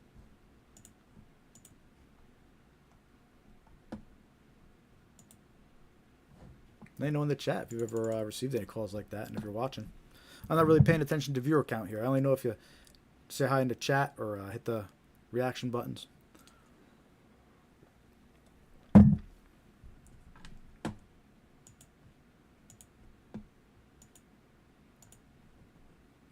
If you're just joining us, make sure to join our free mailing list. Scamware101.com and hit join mailing list. Our goal here is to spread awareness about common scams. We do have the super thanks button enabled, so feel free to send us a couple bucks too if you want to hit that thanks button. It's always appreciated. Go to scamware101.com/donate. Make sure to follow us on your favorite social media: Facebook, Threads, Instagram, X, Blue Sky, YouTube. We have links to all of them on our homepage here as well. So head over to our homepage, join the mailing list, check out our links to social media, and follow, subscribe, like, all that good stuff. Help us spread awareness. It really does help. Next scam we're going to talk about is undeliverable package scams. This one's important. We're going to be seeing more of these as the months start progressing here. as we get closer to the end of the year and the holidays start approaching. And we've already started receiving reports and examples of this scam starting to circulate and pick up a little more now too. But the way these undeliverable package scams work is victims receive fake notifications about an undeliverable package and are asked to click a link to resolve. The link opens a fake website impersonating UPS, FedEx, or USPS. Any personal or financial details provided by the victim are stolen by the scammers. There never was a package. And again, it's important to be aware of this one. We're seeing more examples. We're seeing it start to pick up. And the thing is, as the holidays start approaching, the scammers know that there's more packages being sent and received by people. So that's when they start picking up this scam a little bit more. They start sending out more text messages claiming, hey, we got a package, click this link. But it's a scam. And let me show you an example about what this might look like. This is a more recent one. A more recent example, actually, too, that was received. First of all, it was emailed. Right, from some random sounding email address. But it was emailed to a phone. Right, so you receive it as a text message. And this one impersonates UPS ground. It says, reschedule your shipment delivery. We attempted to deliver UPS package on June 20th or 23rd. 23rd. There's a spelling error right there. Red flag. Spelling errors. But we're unable to contact you, and the delivery could not be completed. Your package needs to be signed for in person, so please reschedule a delivery by doing the following. Reschedule now. And then it links to a fake website. And they make it look convincing by see how they actually started with ups.com. But then they put an @ symbol and then some other website. So it's a sneaky way they try to make the URL look like it's actually from UPS, but it's not. So you should never click links in text messages you weren't expecting, unsolicited text messages, especially ones claiming to be from UPS or delivery service.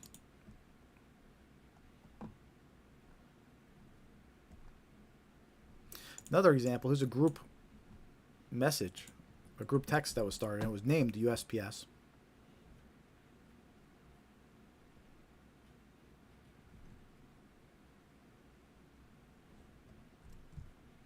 It says, since the package does not have a house number, the package transportation is interrupted. Please update. And it's got the link to the fake website. But they renamed the group text to be USPS to make it, I guess, seem more realistic. And then here's two text message examples. And the first one has an HTML attachment. And they put USPS's logo there. Dear customer, your package has arrived at the distribution facility, but we are unable to deliver it due to incomplete address information. Please click on the HTML file above to update your address.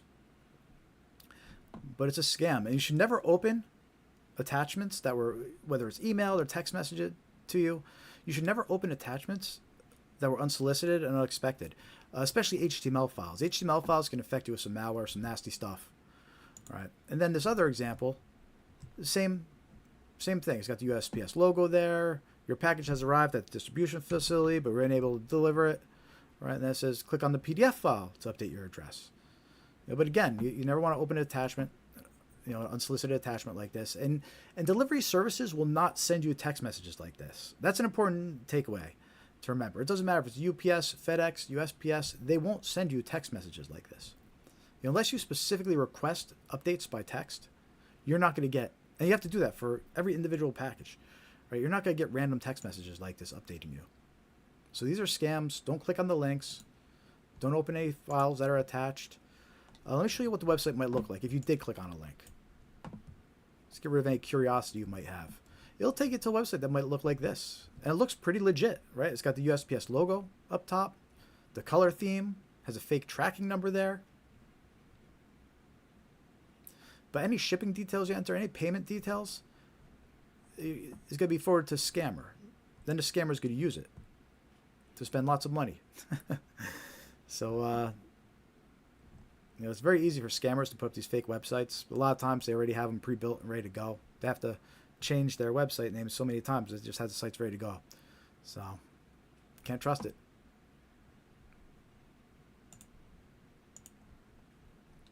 I do have an interesting article I'd like to share about this undeliverable package scam. It was a Wired article from last year. And basically, these scammers duped his wife, so he hacked their operation. All right, great headline, right? And there's some interesting details in this article because this husband, his wife got tricked by these scammers, but this husband, I guess, is good with IT and good with tech stuff. He actually hacked into the scammer's system, and he found out a bunch of details, at least about that specific operation. Right? Again, these were scammers that were sending out the undeliverable package scam text messages, and still are. But one of the first things it mentions is he discovered they were sending out over 100,000 scam texts per day globally. Right, so that gives you an idea of what these scammer organizations are aware of. That's 100,000 scam texts per day, and this is almost a year old. This article, so I'm sure they could do even more now. And this was just one organization they infiltrated. Right, who knows how many other organizations are doing the same scam and have the same capabilities. But if you ever wondered why there's so many scam text messages and why it's become so common, they're able to send out hundreds and thousands of these scam text messages per day. Right, a couple other things he discovered. Right, he discovered that in this case, it was actually a Chinese language group behind this campaign, which we find that a lot. A lot of these criminal organizations are in countries that aren't exactly friendly with the U.S. Right, so you get away with scams like that. And then in total, it said that people entered 438,669 unique credit cards. So that's almost 500,000 credit cards that were entered by victims. So that tells us that, the scammers are having success. They got almost 500,000 credit cards from these victims, just from this undeliverable package scam. It said many people entered multiple cards each. And they said 50,000 email addresses were logged, and some of them were military and government emails. Right? So there were military and government people falling for this scam. There's that undeliverable package scam. So, but a bunch of fascinating details there. It just gives you an idea of how successful these scammers are by getting almost 500,000 unique credit cards from that scam, and what they're capable of, sending out hundreds of thousands of text messages, scam text messages per day. So if you ever think, they won't target me, they're sending out hundreds of thousands a day, so eventually they're going to get you.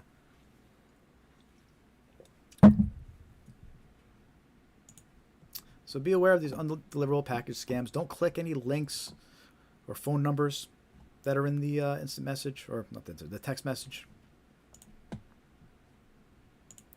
And we also see email versions of this too, which is important to recognize with scams. When you see a text message scam or an email scam, usually you can reverse it. There's a version floating around. And what I mean by that is these text message scams for undeliverable packages, they're easily converted to an email scam. And I have some examples of someone who did that, the email version of this scam. But it goes the other way too. A lot of scams that you'll see in emails, scammers, they adjust them a little bit and they send you text messages with those same types of scams. So it's important to realize that text message, email, none's really safer than the other, right? You have to be skeptical of all communications that come in, regardless of how they do, whether it's phone call, email, text message. All right. So let me show you a couple examples of the text message version of this scam. And these are real examples that happened last year in November. So we're going to see it again when the holidays start approaching. But so here's the email. November 16th, FedEx, your package appears to be delayed. We regret to inform you that there's been an issue with the delivery of your recent FedEx shipment. We understand how frustrating this could be, and we're actively investigating what happened. As an apology, we would like to offer you a compensation product up to $100 in value. All right. So here's that email claimed to be FedEx. Now here's the thing. That was received on November 16th. This email was received November 22nd, a week later. Except it's got the UPS logo. We're sorry. Your package appears to be missing. We understand how frustrating this could be, and we're actively investigating what happened. We value your time, want to make things right. And as an apology, we'd like to offer you a compensation product up to $100 in value. Get your compensation now. All right, this is a scam. Be warned right off the bat. FedEx, UPS, they don't offer compensation products when your packages are delayed or late. Right? And if you click that link, you'll be taken to a fake website that has all these fake deals for you. We'll show you some of those examples next when we talk about fake retail websites. But the point is, be skeptical of emails claiming to be from UPS, from FedEx. These are all part of these undeliverable package scams, whether it's a text message or an email. Again, we're going to see this type of scam more as the holidays approach, because people are sending and receiving more packages or expecting to receive packages, and scammers take advantage of that. They know. This is one of those seasonal scams that picks up during the holidays toward the end of the year.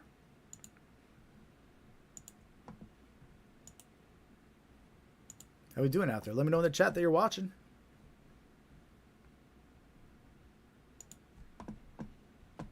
Make sure to hit that thumbs up. Give us a like. Hit subscribe.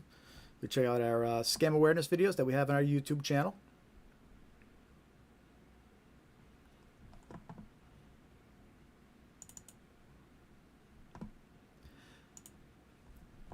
So, watch out for these undeliverable package scams. Whether it's email, text message, or impersonating UPS, FedEx, USPS. And again, you're going to start seeing these pick up more as the holidays start approaching and the end of the year starts getting here. So we'll be there before you know it. Next scam we're going to talk about, fake retail website scams. And we mentioned this a little earlier when we were talking about the headlines, and there was that recent warning from the Better Business Bureau about fake Labubu websites. That's what they were warning us about, is these fake retail websites where scammers create fake websites to sell products that are never delivered. Victims are lured in by unbeatable deals and lose money once they pay. These scams often target holiday shoppers or those seeking trending items. You know, and again, in the headline, we saw the Labubu warnings. We gave John a warning about those. And the thing about these fake retail websites is they do use hot and popular items that know people are commonly seeking.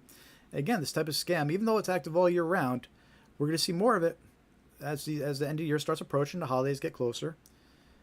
And in the examples I'm going to share with you right now about these fake retail website scams, these are actually from the undeliverable package scam. If you had clicked on that compensation product link, you would have been taken to one of these fake retail websites. You could tell that, you know, this examples from Black Friday. It's got the Black Friday sale up top, so it was all around the same time. You'll see similar scams like this popping up during the holidays. In this case, they're offering you the wireless headphones valued at $175. Just pay for shipping. Right? Look, it's too good to be true. Too good to be true. But if you fall for this, if you enter your shipping information, your payment details, you could be getting it to a scammer. You'll never get the item, and the scammer's going to steal your payment details and use them. Here's another example from the same scam. You know, use that Black Friday header up top, making it think it's some special holiday sale. That at $175. Just pay for shipping, $869. Right? And they're saying it's a portable heater. But they're going to steal any details that you enter into this website. It's a fake retail website. Another example. Black Friday sale. Wireless earbuds. That's always a popular item. It's the same deal. They claim that they're valued at $175. You just pay shipping. Right? $869. But that's the scam. That's how they trick you into entering your personal information, entering payment details. Right? But they're going to steal any payment details you enter. So you need to be suspicious about deals that seem too good to be true. And, you know, a lot of times they're offering you a product, claiming it's worth hundreds of dollars, but then they're saying, you just pay shipping, $8. You know, it's a scam. There's a few different ways you could end up on these fake retail websites too. Right? So we already mentioned, like, an email. You get an offer from a retailer, but it's actually a scammer, you know, or valued customer deal, something like that. You know, you get those promotional emails, but they're actually scammers trying to get you to go to these fake retail websites. Right? But there's also advertisements. You know, you could be scrolling through Facebook or social media. Scammers will post advertisements to these fake retail websites. You know, they'll put free earbuds, just pay $8 for shipping. Right? But you can't trust it just because of the advertisement on social media. You know, scammers use that too. Right? And then another way you might end up on it is Google search results.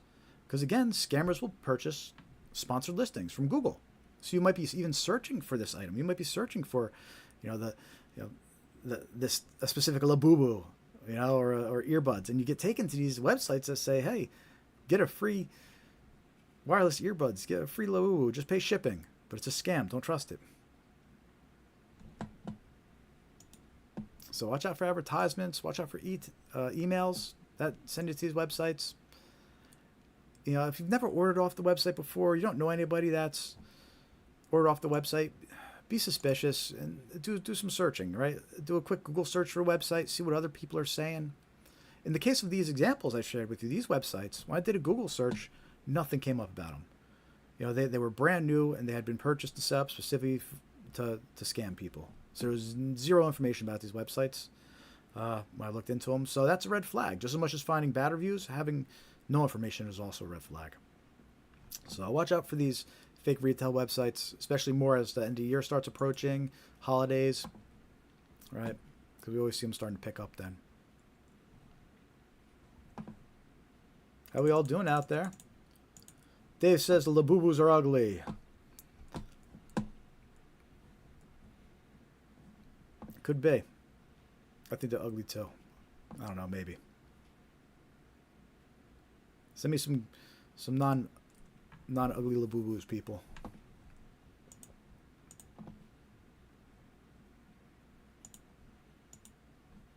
Next scam we're going to talk about is gift card received scams.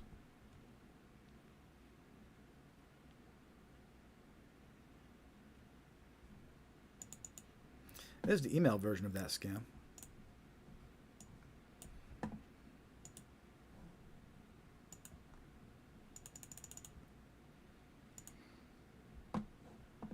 So the gift card received email scams. A victim receives an email notification that they received a gift card. When the victim attempts to activate the gift card by clicking a link, malware is installed on their device or a fake website is opened to steal personal information.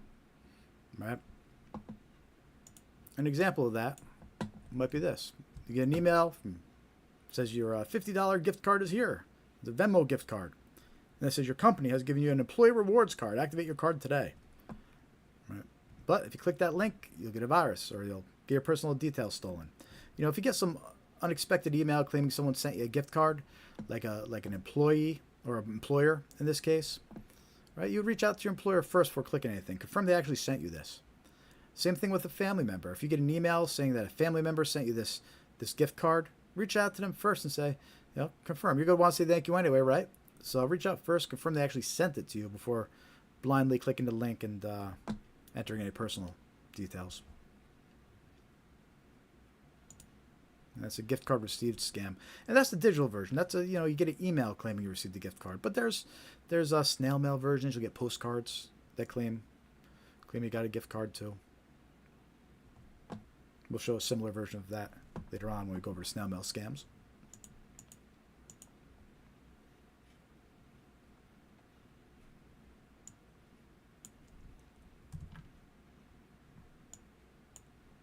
How are you doing out there, everybody? All good? Say what's up in the chat room here. I am monitoring it. Ask any questions, share your experiences. Let us know in the chat here. We're rounding out towards the end of our second hour here. We've still got at least another hour or two to go. We're just going to try. We'll see if I can stick it out.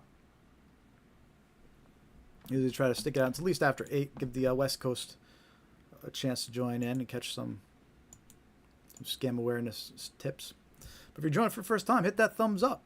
Give us a like. Help us spread awareness of these scams. You know, that's our goal. We're just trying to spread awareness of these common scams. That's why we do this live stream. We covered 20 different types of scams on this live stream. We discussed red flags earlier. We went over some scam warnings and headlines. And now we're just cranking through these scam examples and all these different types of scams to be aware of. All common scams, all circulating now, all active, all important to be aware of. All targeting individuals. You know, everybody could be targeted by these types of scams that we're talking about.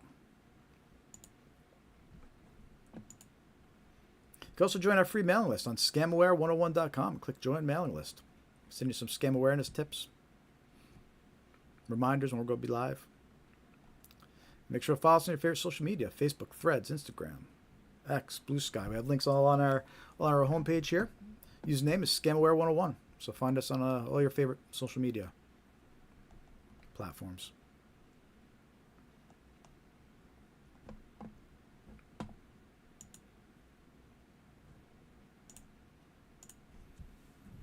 You get a Scam Aware 101 Traveler's Mug, coffee mug on our YouTube store. So check that out.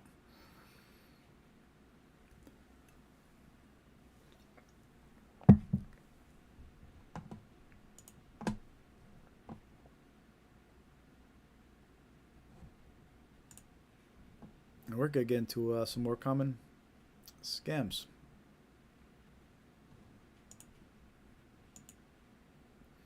And we're going to go over some snail mail scams. Because believe it or not, snail mail scams, or traditional postal service scams where they send you a letter, they're still thriving, alive and well. A lot of this is because QR code scams became a thing now.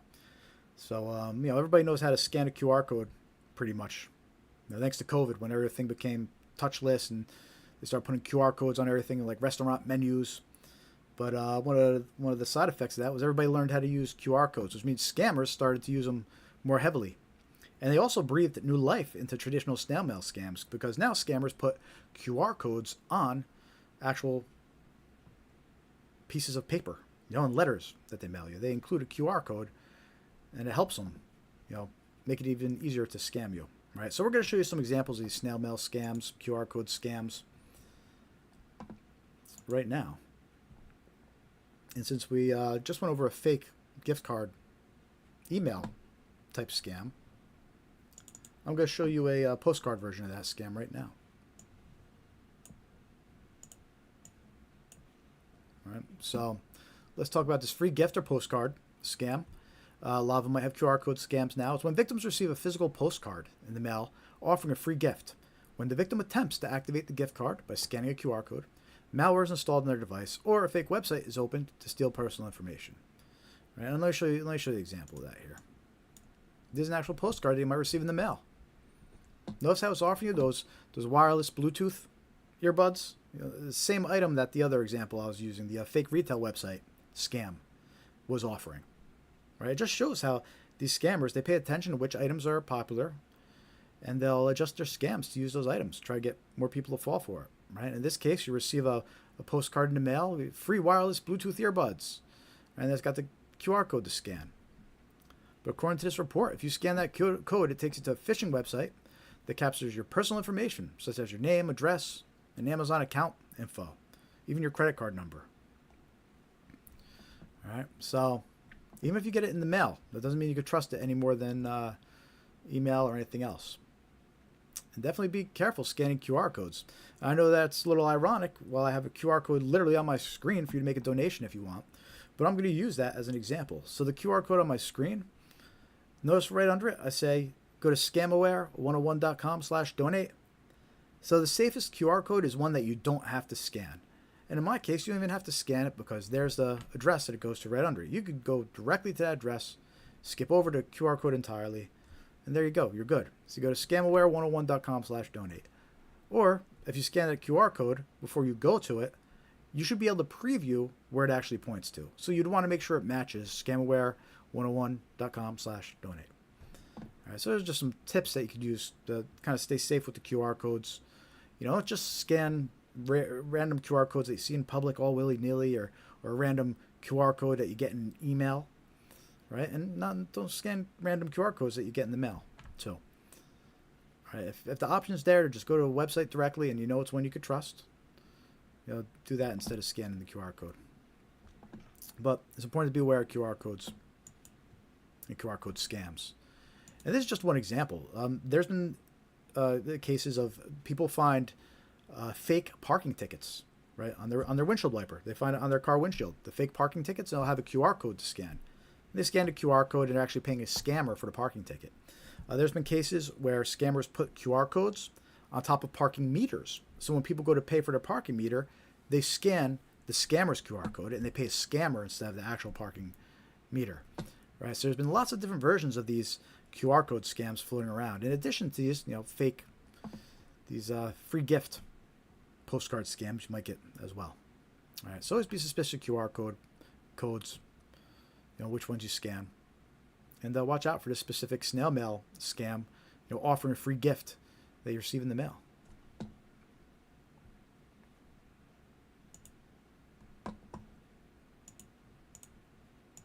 In fact, here's just a screenshot of that parking meter.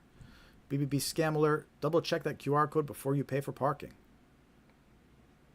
QR codes are everywhere. Signs, ads, menu, and even scams. Yeah, but they've been seeing this scam popping up in parking lots. They steal parking fees and collect credit card information. It's the flip side of this parking ticket scam. Yep, so that's the one they put the fake ticket in your windshield too.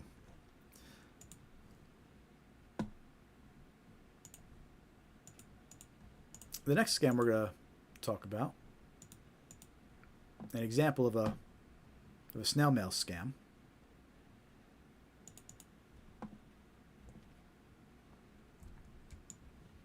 It's going to be the inheritance scams. And hey, we see email versions of this scam as well.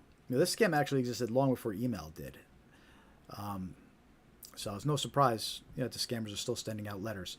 But in this case, or an example we're going to show you, victims are contacted with claims of a large inheritance from an unknown relative. But to claim it, they must pay fees or provide personal details. Right, these scams exploit curiosity and greed to steal money and identity information. Right, well, what happens a lot of times is these scammers, they impersonate law offices. And you'll receive a letter in the mail, like this example. There's a real letter that was received in the mail, in the victim's mailbox. Right, it's got a fake law office address up top, fake letterhead with a logo, and it claims to be from a law firm. And they claim a relative sharing your same last name was a client of theirs. They died 4 years ago of COVID, and no one's come forward. And since you share the same last name, you're entitled to their $10 million life insurance inheritance. Right, so this is a scam. And this letter, this actual example of a letter, is dated November 29th last year. So this is less than a year old. It's still circulating. And it says, and what's interesting about this letter is the name of the victim, the last name, matches the last name of who it's addressed to.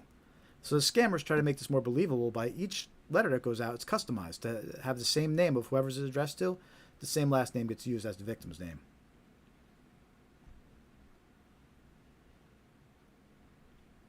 This is 100% risk-free. I do have all necessary documentation to expedite the process in a highly professional and confidential manner. I will provide all relevant documents. This claim requires a high level of confidentiality and may take up to 30 business days from the day I receive your consent. Right? So there's that red flag that asking for secrecy, asking for confidentiality. We talked about that red flag a little earlier. This is one example I said I'd show you later in the live stream.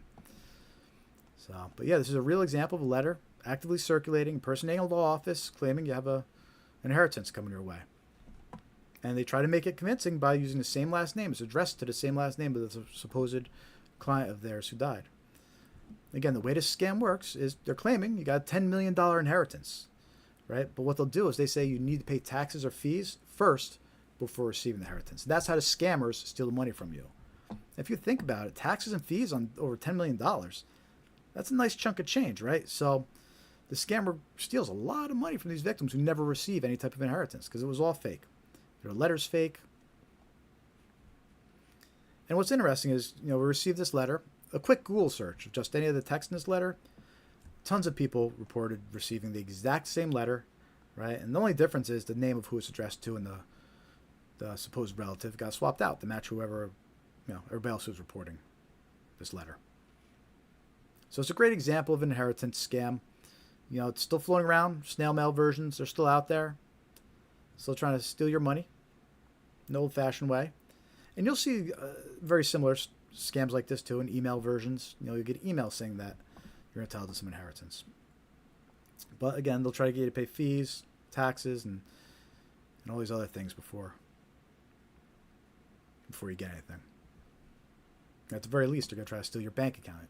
If you provide them any personal details, any financial details, okay, deposit my inheritance in this bank account. Well, they just stole your bank account, right? So, inheritance scams, be aware of them. We know that they're floating around out there too in the snail mail versions.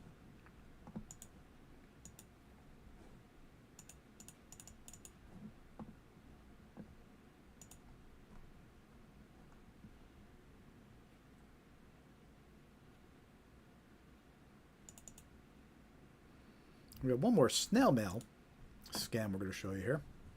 Still plenty more coming up after that, but as far as snail mail scams go, we got one more that we're going to show you here as an example. And this example is actually a secret survey check scam or a mystery shopper scam. We did a video about this one. It's on our YouTube channel. And we've actually received quite a few comments on the video lately, people letting us know they received these types of letters, this type of scam. It's actively circulating. We know it's out there and going around, and people are reporting it. So here's how this this mystery shopper scam works. You receive a letter in the mail, right? And it's impersonating Walgreens or CVS.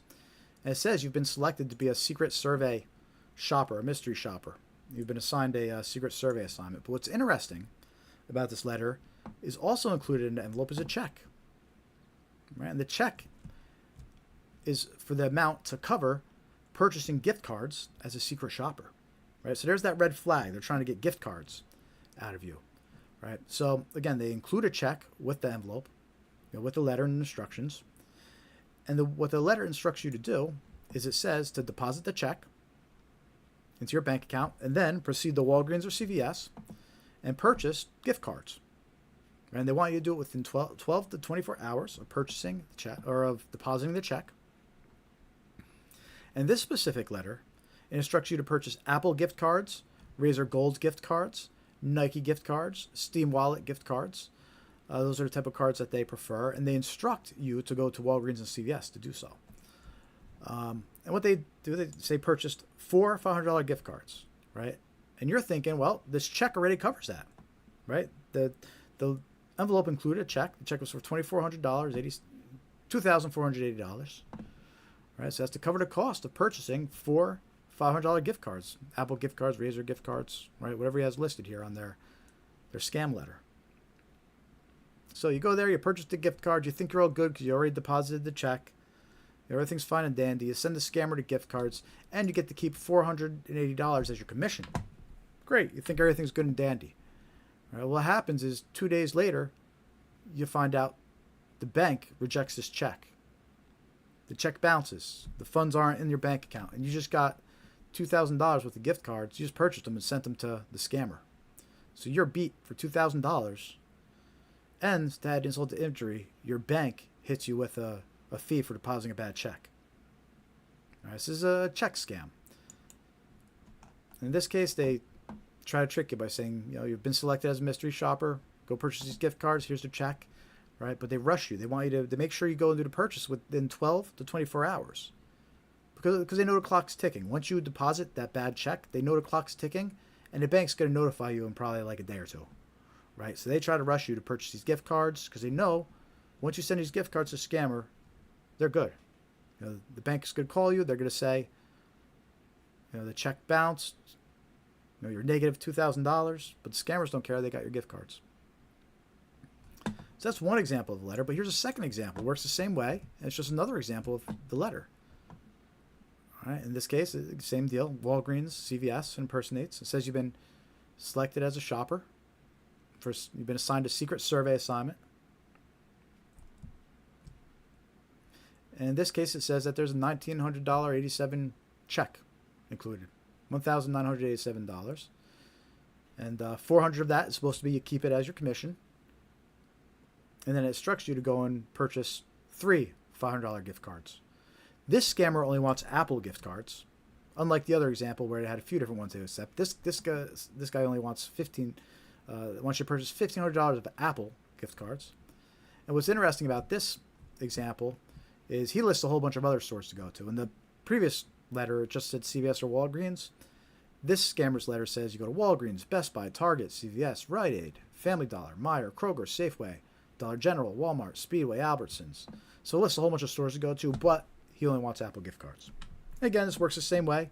It has a fake check enclosed.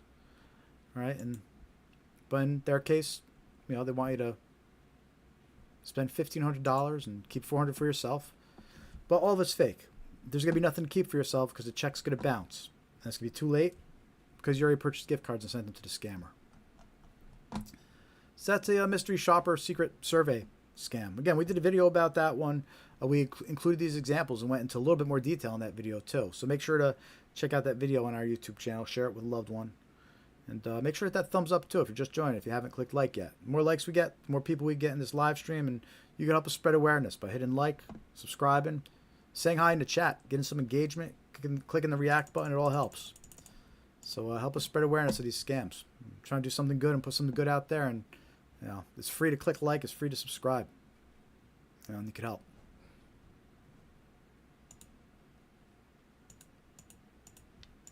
We do this live stream every week. Help spread awareness of common scams. You can join our free mailing list for reminders. It's on scamaware101.com. You click join mailing list. We'll send you a reminder when we go live, and we'll send you some updates, let you know when we post new scam videos. All good stuff.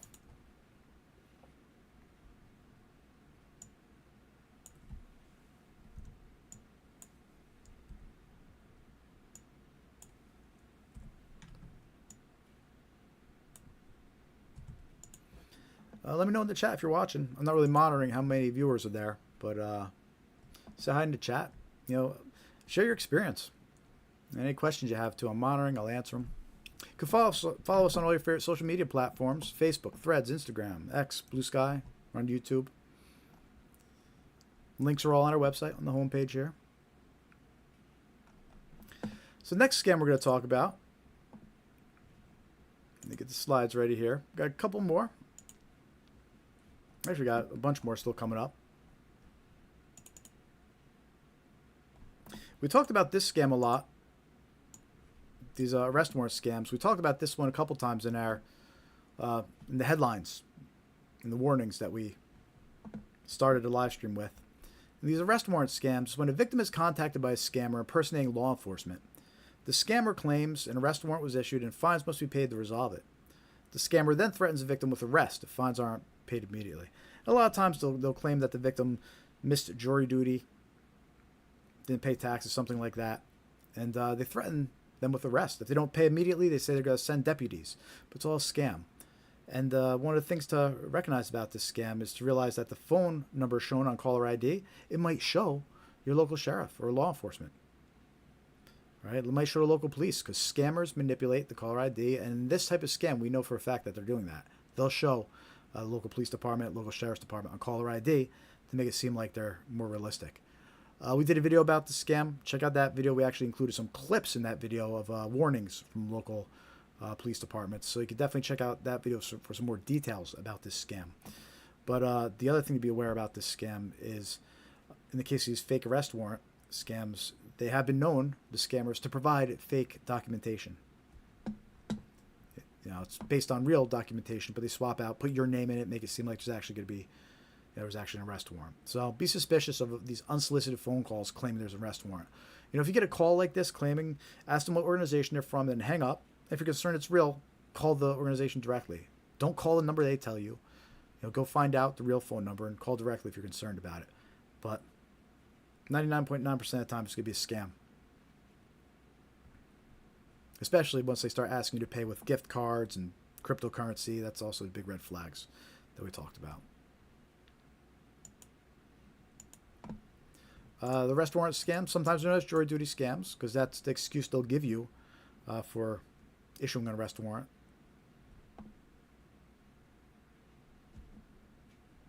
It's just another example of how they use fear to try and scare victims. You better pay now, otherwise we're going to come over there and arrest you. Don't fall for it. Be aware.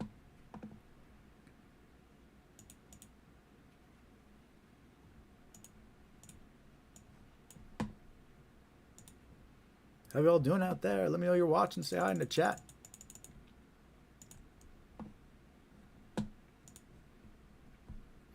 Hit that thumbs up if you haven't yet. You know, the more likes we get, more subscribers. It helps. Let's get some more people in here. Spread awareness of these scams. I think I see this new feature up there on the screen. I'm not sure what it is, but part of Super Thanks.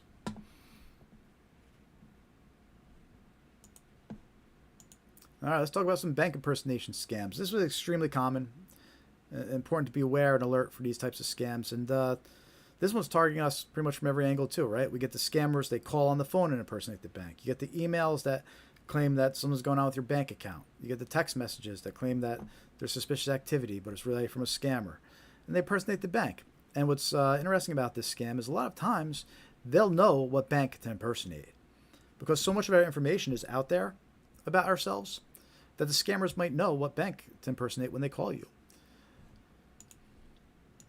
And I have an example to share with you of these bank impersonation scams. And on the screen you can see a text message. There's a scam that's impersonating TD Bank. But before receiving this text message, the scammer actually called the person over the phone, right? So the person who provided this text message example, she didn't answer the phone when she got the call, but it did show TD Bank's number on the caller ID. After not answering the phone, she immediately got this text message right after, right? So the scammers that are doing this bank impersonation scam, they're attempting to reach you on the phone. Then they're sending a text message if you don't answer. Sometimes they just send you a text message directly without even trying to call, right? But they're all tricky little methods they use to impersonate the bank. So in her case, she gets the phone call, says TD Bank, she doesn't answer. Immediately after, she gets this text message. It says, verified TD Bank card activity.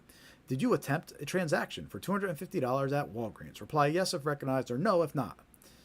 All right, so this is a scam. The scammer's impersonating the bank. And there's a few red flags how you could tell from this text message that's a scam. Right, first of all, if this had been from your bank, in most cases it would have came from those short code phone numbers. It would have come from like a 5-digit number instead of a full phone number. So the first red flag was this actually came from a real phone number, which is unusual. If this had been from a bank, usually it would have been from like a 5-digit short code number. The second indicator was it didn't indicate the account. If this had been from TD Bank, it would have said like the last 4 digits of your account. It would have given something a little bit more specific to what account it was referring to. So that was the second red flag that's not from the bank. And the third red flag is the spelling, the capitalization is a little bit off, right? The T in transaction is capitalized for no reason. The R in reply is capitalized for no reason, or there should be a period here. The N in not is capitalized. There's the spelling and the capitalization grammar is just off. The punctuation. Right, so whenever you see that, that's always a big red flag. We're going to be seeing that less and less because of AI making these messages more believable. You know, spelling will be good. You know, capitalization will be better. Grammar will be better. But when you do see mistakes like that, it is a red flag. All right. If you had replied to this text message, the scammers eventually probably going to try to get you on the phone. You know, they're going to be impersonating a bank. They're going to try to get more information out of you. They're going to ask you account numbers, going to ask you PIN numbers. They might try to log into your bank account and send a code to your phone. And they'll try to get the code from you so they can get in.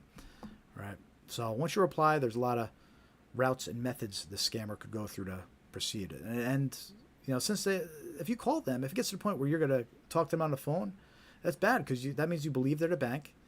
And the scammer knows this. So they're going to try to get you to give them all your money or get you to log into the account and withdraw the money. So bank impersonation scams is a big problem. And we have a story from a victim about who fell for this type of scam.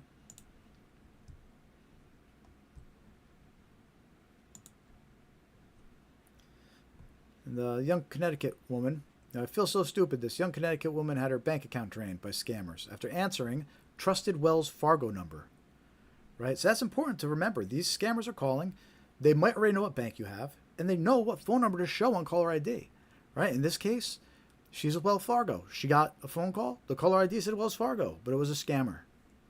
That's how these bank impersonation scams, that's how you trick victims. So it's very important to know that you can't trust the caller ID.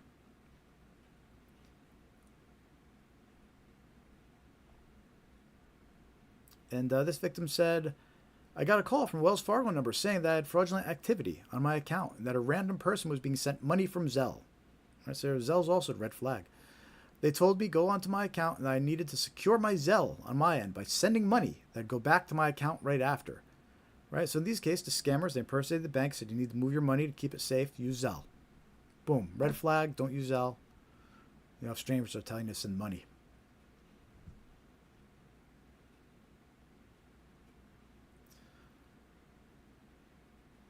She said, I felt like it was sketchy the whole time, but since it came from a Wells Fargo number, I trusted it, she lamented. All right, so you can't trust it just because the caller ID shows. You know, at this point, you have to hang up. You have to verify everything these days.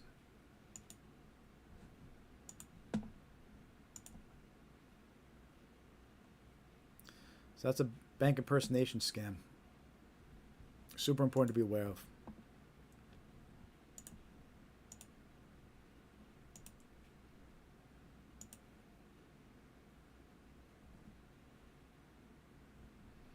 All right, we're at the start of our third hour so far tonight. So we're in starting off hour 3 here. We've got at least another hour left. We've got a bunch of good stuff coming up.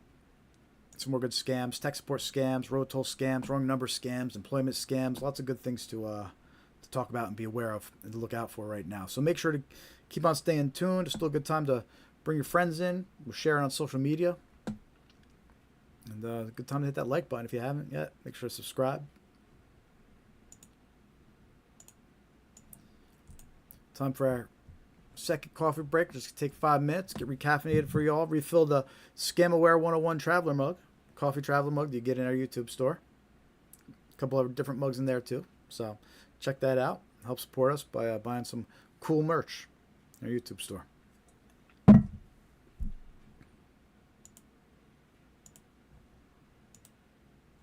All right, we're going to be back momentarily. Make sure to stay tuned.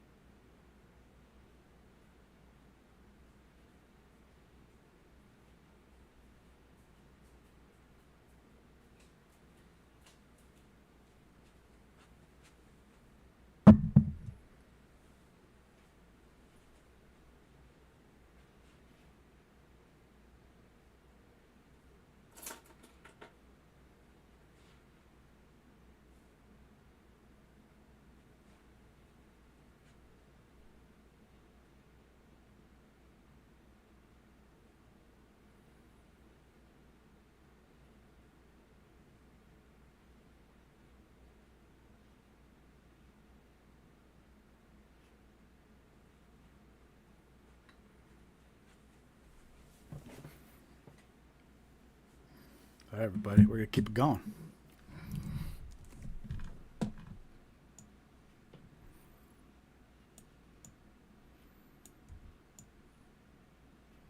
Just realized the times need to be updated here.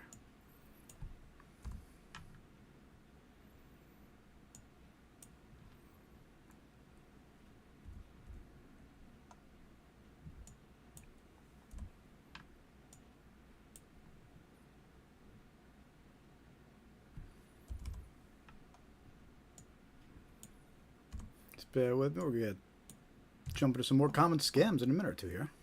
Let's get the schedule updated.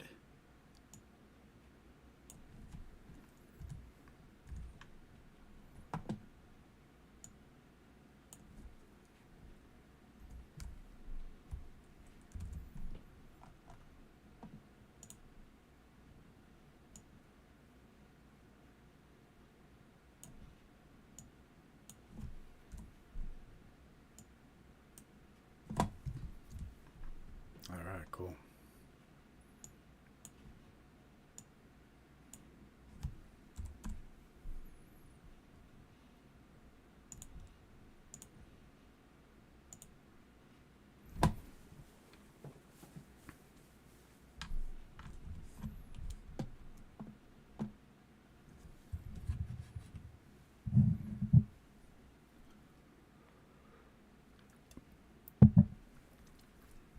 All right, everybody, welcome back. We're going to continue with our live stream here. Rest of the live stream should be uninterrupted. All our coffee breaks are done, so we got a good hour or so left. Hour and a half. And lots of good common scams to discuss and make you aware of so you can protect yourself, protect loved ones from falling for these scams. If you're just joining, I'm Jared with Scamware 101. We do this live stream every week, and our mission is just to spread awareness of these scams. We cover 20 different types of scams on this live stream. Show you tons of examples of these scams, phone calls, emails, and text messages to help you be more aware of what's going on out there, what to be aware of, what to protect yourself from. You know, the sooner you recognize these scams, the better, because once you are tricked into sending money, a lot of times you won't be able to recover it. So awareness is key to avoiding becoming a victim. You want to recognize these scams before you even interact with a scammer, before you send them any money. And that's our goal here, to spread awareness of these scams. So we're going to continue with some more common scams here. Which, by the way, make sure to join our free mailing list on scamaware101.com. Click join mailing list. We'll send you some scam awareness tips and just some reminders when we're going live. You can follow us on your favorite social media platforms: Facebook, Threads, Instagram, X, Blue Sky. Also here on YouTube.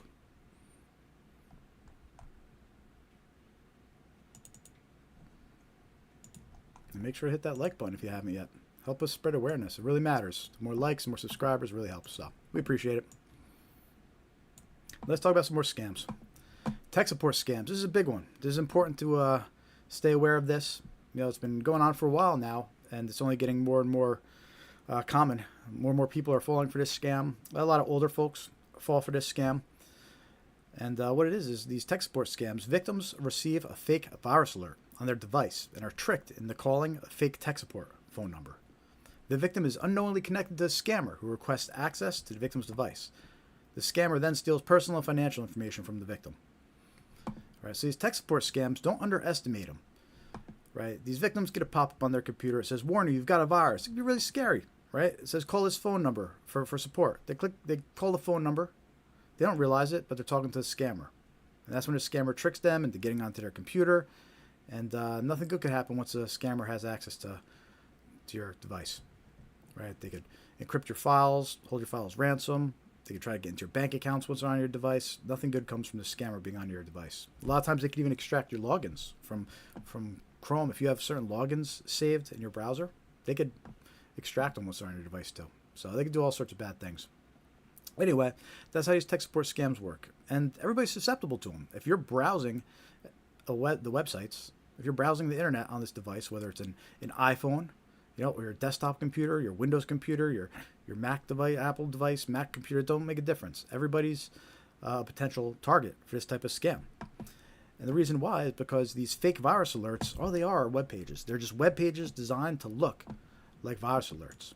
So let me show you a couple examples, and these are some generic examples just to give you an idea about what we're talking about. And then I'm going to show you some more convincing ones, right? So you're browsing the internet, mind your own business, then boom, warning.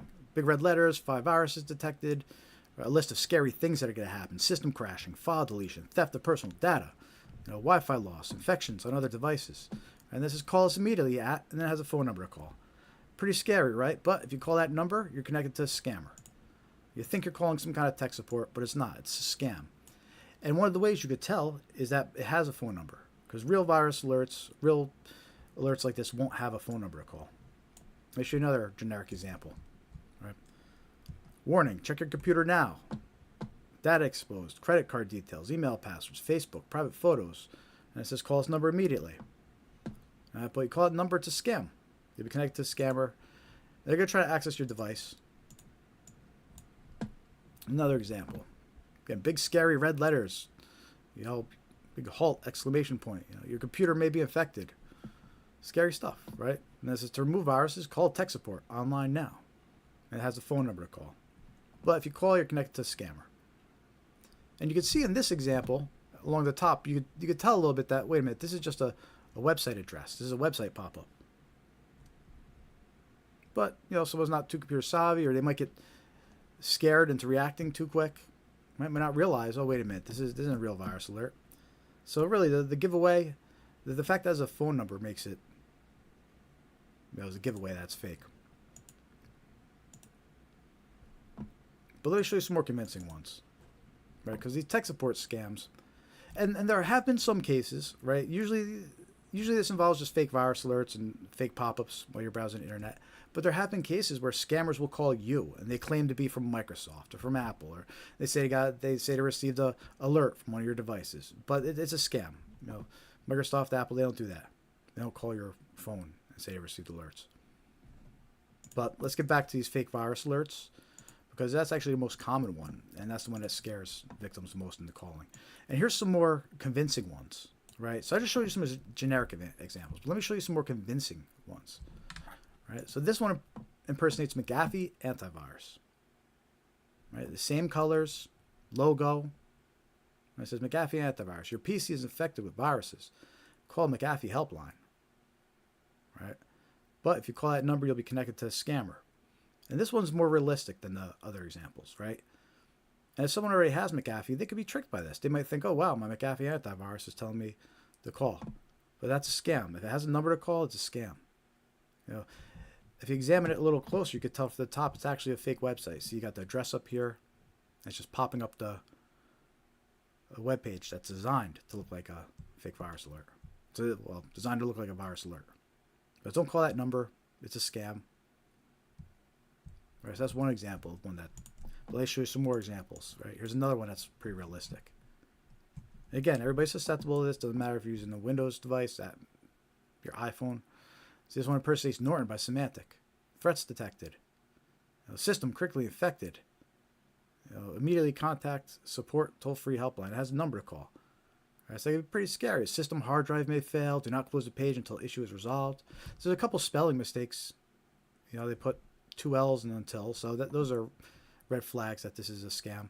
But also the fact that it gives you a phone number to call, that's a red flag that this is a scam. Real virus alerts don't have a phone number to call. All right, but you can see how somebody could be convinced by this, especially if they already have Norton or Symantec on their PC. Let me show you another example. Windows Defender. Right, it's got Microsoft, it's got the Windows logo, contact Windows support with a phone number there. List of scary things. Access to this PC has been blocked for security reasons. It's all scary stuff, but if you call that number, it's a scam. You'll be connected to a scammer that impersonates Windows support, but it's a scammer. Here's another one, another example. This one impersonates Microsoft. Has their logo. Has the Windows Defender logo too. It says your access to your PC has been blocked and to call this number. If you call that number, it's going to be a scammer. Looks realistic though, right? They got the Windows logo there. Microsoft. But I mentioned earlier, everybody's susceptible to this type of scam, whether you're browsing the internet on your Windows computer or you're using your iPhone, right? So here's another example. This one targets Mac users specifically. Big scary letters, virus found. Right? The pop-up lists all these scary things. Data at risk, your credit card details, email password, Facebook, private photos. This one says your webcam could be accessed by hackers. All right. And big red letters, your Mac computer has 13 infections. Please call tech support as soon as possible. There's a number to call. But it's a scam. If you call that number, you'll be connected to a scammer.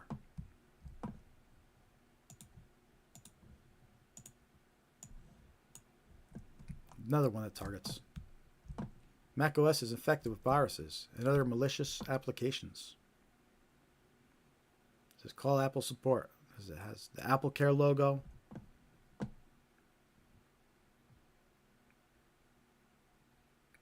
Removal of 3 viruses is required immediately to prevent further system damage. Scary stuff, right? Please call Apple support. There's got a number to call, but it's not Apple support. You'll actually be connected to scam call center. Because it's important to remember that you're dealing with scammers that are literally sitting in a call center waiting for your call. Like this big business, they're sitting there waiting for your call. Last example I'll share, another one. Again, targeting Apple users. macOS is infected with spyware and other malicious applications. Has the Apple logo here. Please call Apple support. All right, but if you call that number, you'll be connected to a scammer. They'll offer to connect your device to help with the virus and the malware, but it's a scam. So don't fall for these types of pop-ups and fake virus alerts. It's known as a tech support scam. It's very common. We did a video about this scam. All the examples we just shared with you are in that video. So again, go find it on our YouTube channel. You can share it with a loved one that needs to be aware of it. You know, when it comes to these tech support scams, really, you should only let people you know and trust onto your device. You know, meaning like your local computer shop, maybe that family member that helps you out, maybe the IT guy at your work. But just know in your mind who you're going to call if something ever happens, as far as getting a virus alert or something goes wrong with your computer. This way, if you see these types of scams, you're not even tempted to call the number or click the link. You just go call your computer person, right? But definitely don't call phone numbers that pop up on virus alerts. That's actually a red flag that it's fake. You know, real virus alerts don't show phone numbers. So.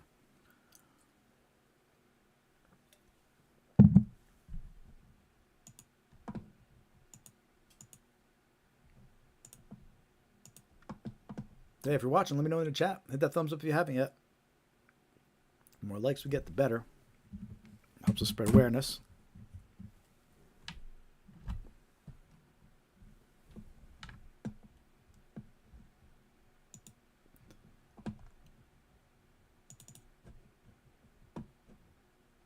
Next scam we're going to talk about rotoll scams. This one's been around for a while. But it's only advanced, though. A lot.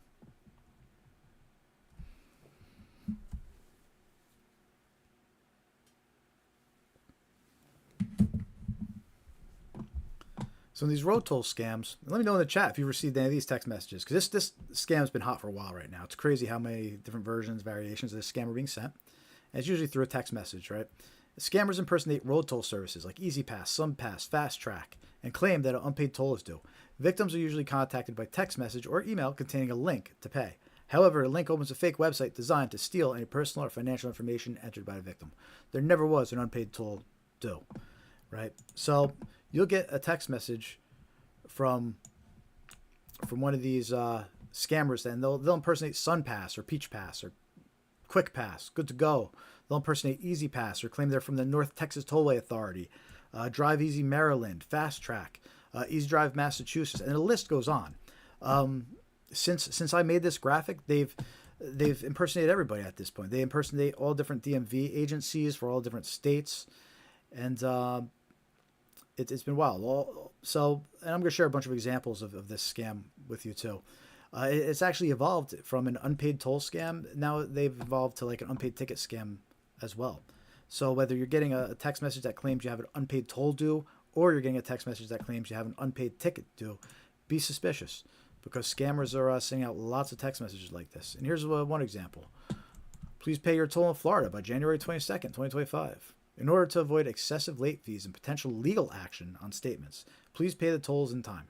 Thank you for your cooperation and wish you a pleasant holiday. How polite, right? But then it links to a fake website, of course. Now, they put the word SunPass in the website name to try and make it seem more convincing, but it's a fake website. And also, see at the bottom here, they include an instruction. And this is a big red flag when you get a text message that includes this. It says, please reply yes and exit the text message and open it again. Right? When you see that instruction at the bottom of the text message, that's a big red flag. Scammers want you to reply yes, because then they know, you're actively reading and replying. Right? They know it's an active phone number. But it also activates a link. It makes it easier to click. So scammers want you to reply yes and then reopen the text. So whenever you see this instruction at the bottom of text saying, please reply yes and reopen, that's a big red flag. That's a scam.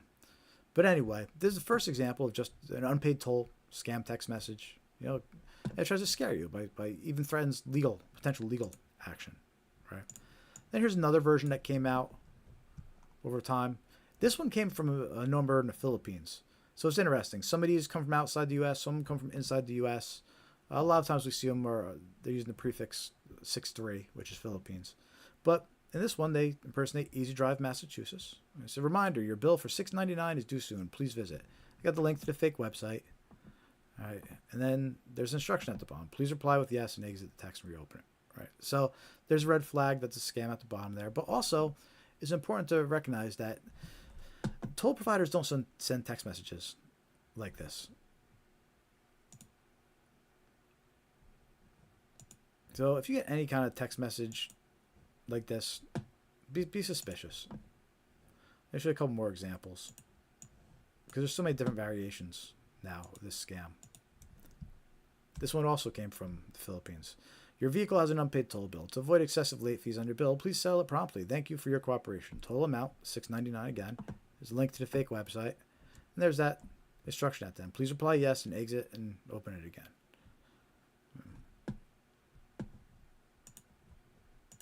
A couple more examples. Here's one that came in. It just had a file attached. And this one came from inside the U.S. But it just had a PDF file attached. Right? But if you open a PDF file, which you should never do, never open a file that was unsolicited or not expected. Right? You open up the PDF file, toll violation notice, dear motorist.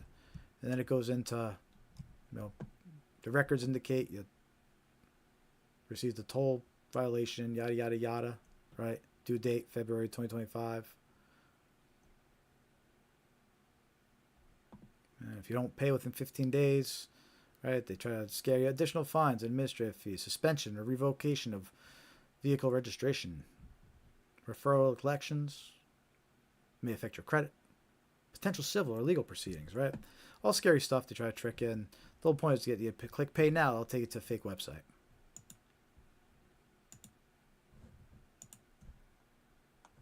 Let's say you did click it, which you should never do. Never click links. But if you did, it would take you to a website that might look like this. This is an example of a fake website that was designed to look like the Good to Go service in Washington State. So you pay an invoice or violation. Right? It's got a fake amount due. If you click payment, it takes you here and tries to steal your credit card details. Any info you enter gets sent to scammer. That's how these fake unpaid toll scams go.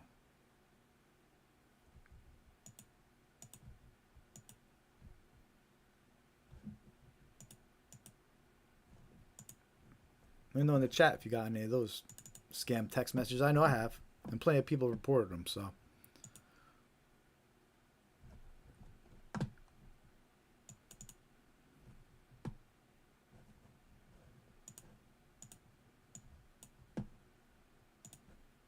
All right, next scam. Wrong number scams. Ever wonder why you get so many text messages claiming to be a wrong number? Because it's a scam. Scammers reach new victims by sending text messages to random phone numbers. When someone replies wrong number, the scammer attempts to continue the conversation and build a trust with the victim. As trust is gained, this type of scam evolves into a romance or pig butchering scam that ultimately steals money from the trusting victim. So we released a video about this scam. It's the most popular video. It's about ready to hit 100,000 views, which is insane. The last time I checked, it was over 99,500. It was on its way there. So, but lots of people left comments on that video, and they all confirmed receiving text messages exactly like the examples I'm going to share with you here. But the thing about a wrong number scam is, what's tricky about it is it can start with anything, right? And an unknown number sends you a text message that says, "Hey, excuse me, is this Emma?" Or, "Hey, Anna, I'm Josie," or just something that says "Hi." right? What they're doing is they're trying to take advantage of people's kindness to get a response. They want you to respond, who is this? Or you have the wrong number, right? So this way, once you reply, they start a conversation with you. And some examples of how that conversation might go, because their goal is to gain your trust now. So now you got a conversation going. They want to gain your trust. Here's examples of how it could go, right? You get some random message. Hi, Margaret. I'm Lillian. Reply back. I'm Izzy. I'm really sorry. I think I made a mistake between your number, Lillian's number. I hope I didn't disturb your good day. That's okay, right? At that point, conversation should end. It's been established. Wrong number. No reason to keep going.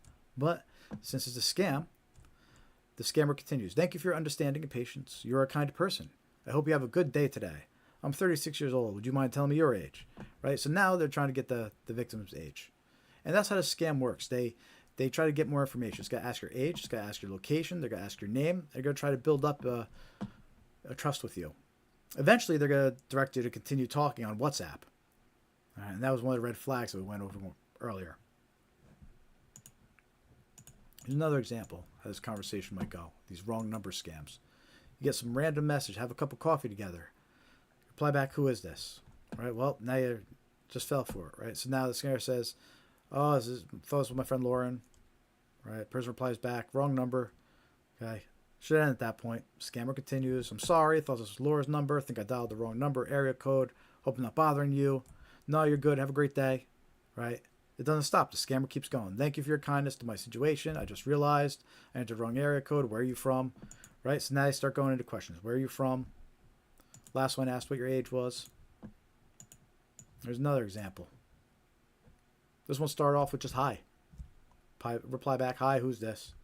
I'm Karina. Are you David? We met last week at Linda's party. You picked this number for me. No, you had the wrong number. Sorry. Right, at that point, conversation should end, but it's a scammer. So they reply back, oh gosh, I checked and found out I entered the wrong area code. I hope this doesn't bother you. That's okay. No problem. Yeah. Scammer keeps going. Thank you very much. You are a very friendly and polite person. I hope we can be friends. They say, nice to meet you. My name is Karina. What can I call you? So now they're asking my name. All right. The other one's asked location, age, name in this example now. All right. And they reply back, you have a beautiful name. I'm from Malaysia. I'm currently living in Los Angeles. Where do you live? So then they go into asking location. That's how these work. A lot of times these are bots. These aren't really people at the other end. The bot gathers the initial information usually like this. And then eventually a real scammer takes over and he'll be talking to them. Here's another example. This one targeted me. It just came in, hi Byron, I'm Jane. And it included a picture with it. Because they'll do that. They'll include pictures too. Right? And obviously it's an incentive to try and get you to reply. Right? And so this one comes in. It came in at 1:58 p.m. Smack in the middle of the day. And I didn't reply. I knew it was a scam, obviously. And then 4 hours later on the dot, at 5:58 p.m., right, I got a follow-up text. Have you gotten the pictures I sent? Right? So this is the bot. This is the bot that is programmed to, it sends out the first message. If it doesn't get a reply in 4 hours, it sends a follow-up. Have you gotten the pictures I sent? Right? And it includes a picture trying to get a response from you. And this is an example of a wrong number scam. Right? And what they're trying to do is they're trying to get you to reply, sorry, wrong number.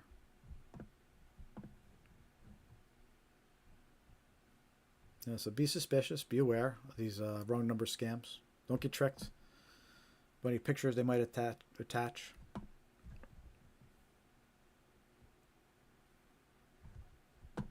And again, this is an example of wrong number scam. So scammers reach new victims by sending text messages to random phone numbers. And again, the goal is to get you to reply wrong number or build a trust with them to keep talking. Best thing you could do is ignore those types of scams. All the examples I just shared with you are in that wrong number scam video too on our YouTube channel. So yeah, check that out if you want. But yeah, watch out for this. They gain your trust through a wrong number, and then they evolve into romance or a pig butchering scam. Designed to steal your money.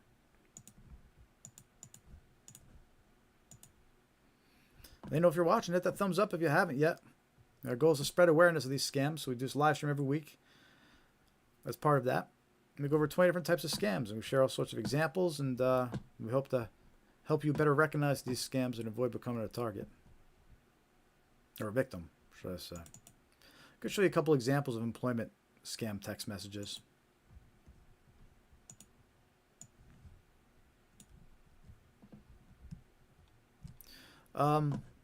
Employment scams are a thing, and a lot of times they're targeting and finding victims through text messaging. So I'm going to share some examples of some text messages you might get. In this example, you can see it came from an email address too, which is always kind of a red flag. And one of the other red flags about these fake employment text messages are they always ask you to call them back using WhatsApp. So there's that WhatsApp red flag again, right? They're already trying to get you on the WhatsApp from the start. But a lot of times they claim to be from recruiters. I'm with a recruiter. Several recruiting firms have recommended your resume. But then they offer like unbelievable deals. This is a free part-time, full-time remote online job with free training. Right, the hours are 30 to 60 minutes per day and pays $200 to $1,000 per day. Right, $1,000 per day. Not less than $10,000 a month. Right, there you go. Paid daily. Regular employees are entitled to 15 to 30 days of paid annual leave. Right, so they put all this great stuff in here. Here's another example. This one impersonates Timu. Also came from an email. Excuse me, I'm Sarah from Timu Services USA. Your background and resume have been recommended by multiple online recruitment agencies. They're offering you a great remote online part-time, full-time job with Timu merchants. 60 to 90 minutes a day, 5 days a week. Extra income on weekends. $50 to $500 a day. Not too shabby, right? But it's a scam. That one continues, and eventually it says, contact us on WhatsApp.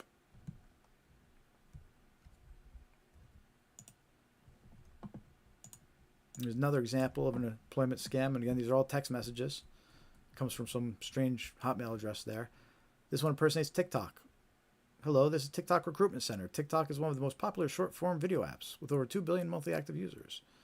Now hiring 3,000 TikTok backup talents. And there's a work hours are 1 hour per day with flexible work location. Minimum daily salary of $400. Monthly income of $15,000. There you go. All right. So, of course, there's a WhatsApp. Contact on WhatsApp. Yeah, Dave mentions, people struggling financially may be intrigued by this scam. Of course, there's people that are desperate too, where it's like, they think to themselves, well, what if this is real? It's worth reaching out. But unfortunately, it's a scam.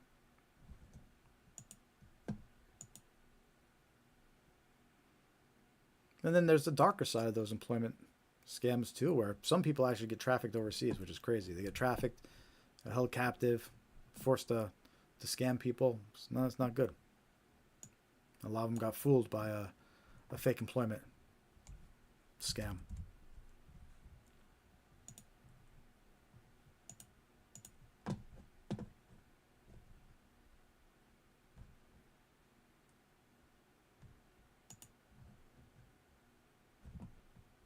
How are we all doing tonight? Let me know in the chat if you're watching. If you're just joining, how you found us. So we got Dave still here. It's always good to see you, Dave. Thanks for the constant support.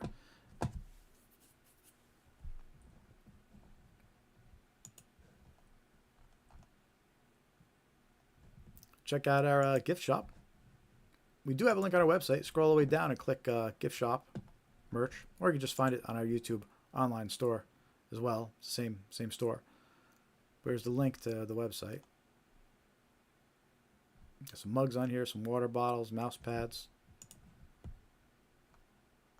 stickers, all good stuff. The idea is these are things you can keep on your desk or put in places where you'll be reminded not to fall for scams. You're sitting there at your desk drinking from your coffee mug, drinking from your 14-ounce Scamaware 101 red logo travel mug with handle. And you're about ready to click on that link, but then you see that mug on your desk and you go, oh, shoot, I'm not going to fall for that scam. So you try to pick some items that you would keep in front of you, like the mouse pads and things like that. Water bottles, coffee mugs. So you can help support our mission. I'm checking those out on our YouTube channel, our YouTube store, or the link on our website.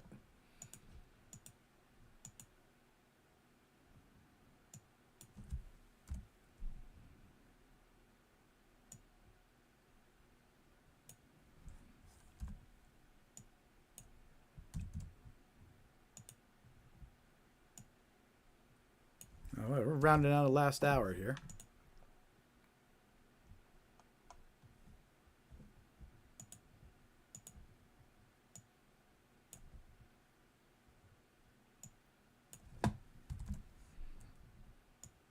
Probably going to about 9:30ish. So we got a little less than an hour left. Still some good stuff to go over though here. If you just joined, make sure to hit that thumbs up button. Help us spread awareness about these scams. Subscribe to our YouTube channel. You can join our free mailing list too, right here on our website, scamaware101.com. We send you some scam awareness tips, some reminders when we're going live. All good stuff to help you protect yourself and your loved ones from these scams. We have some more common scams coming up. I just want to take a quick few minutes and go over some of the tools and software we have on our website. And this isn't any software by us. These are all links to third parties, but it's one of the ways that we're trying to get our website turned into a central resource for scam awareness information and scam examples. Right. So on our website, if you go to tools and software, the 4 links we first have are data breach lookup tools. Right, and these are 4 different websites you could go to, and you could pop your email address in some of them, you put your phone number in some of them. They're 4 reliable sites. They're not, they're not going to steal your information. But what they do is they generate a free report for you that tells you your data that's been leaked, that are linked to either your email address or your phone number. Returns lots of details. Sometimes it'll return passwords that have been leaked, for accounts that you might even still use. So you run these checks and they tell you what information is out there about you, what information these scammers have about you, right? Because awareness is key. If you're aware of what they know about you, that will help you recognize scams when they call too. You run one of these checks, it might tell you that your banking details have been exposed. That means a scammer knows what bank you use, right? It might come back and say your social security details have been exposed. So scammers might know personal details about your social security to call you and trick you into falling for a scam. All right. And but the scariest part is it might come back and actually tell you your logins are exposed, like certain passwords you used, right? And that's one of the most important reasons to use these checks is it'll notify you of any accounts and passwords that are out there that you might still be using. They're just right out there for these scammers to steal and use. So anyway, those are the first 4 links we have. They're just to these data breach lookup tools. They're reliable. And you really should check your email address, check your phone number, see what data of yours has been exposed, what logins and things like that, using each of these. Next area, we got some security and privacy software. We actually got approved as an affiliate for NordPass, NordVPN, and also Malwarebytes. So we have a couple of links here just to save you some money if you're going to be purchasing this type of software. For NordPass, that's a password manager, extremely important, especially knowing that your logins could get exposed by a third party. So it's important to have different logins, and you can keep track of that with NordPass. So they have a premium version here, save 56% off of it. Says you get 3 extra months. Use my link. It ends up being like $35 for like 2 years. So if you need a premium password manager, here's a link, save a bunch of money, and we get a little bit of a cut. Help support the mission. Same thing for NordVPN. If you're looking for some VPN software, here's a link. You get 72% off. It end up being like $105 for 2 years, maybe something like that. So it's a pretty good link. Use it if you think about purchasing NordVPN. We get a little bit of a cut too, help support our mission.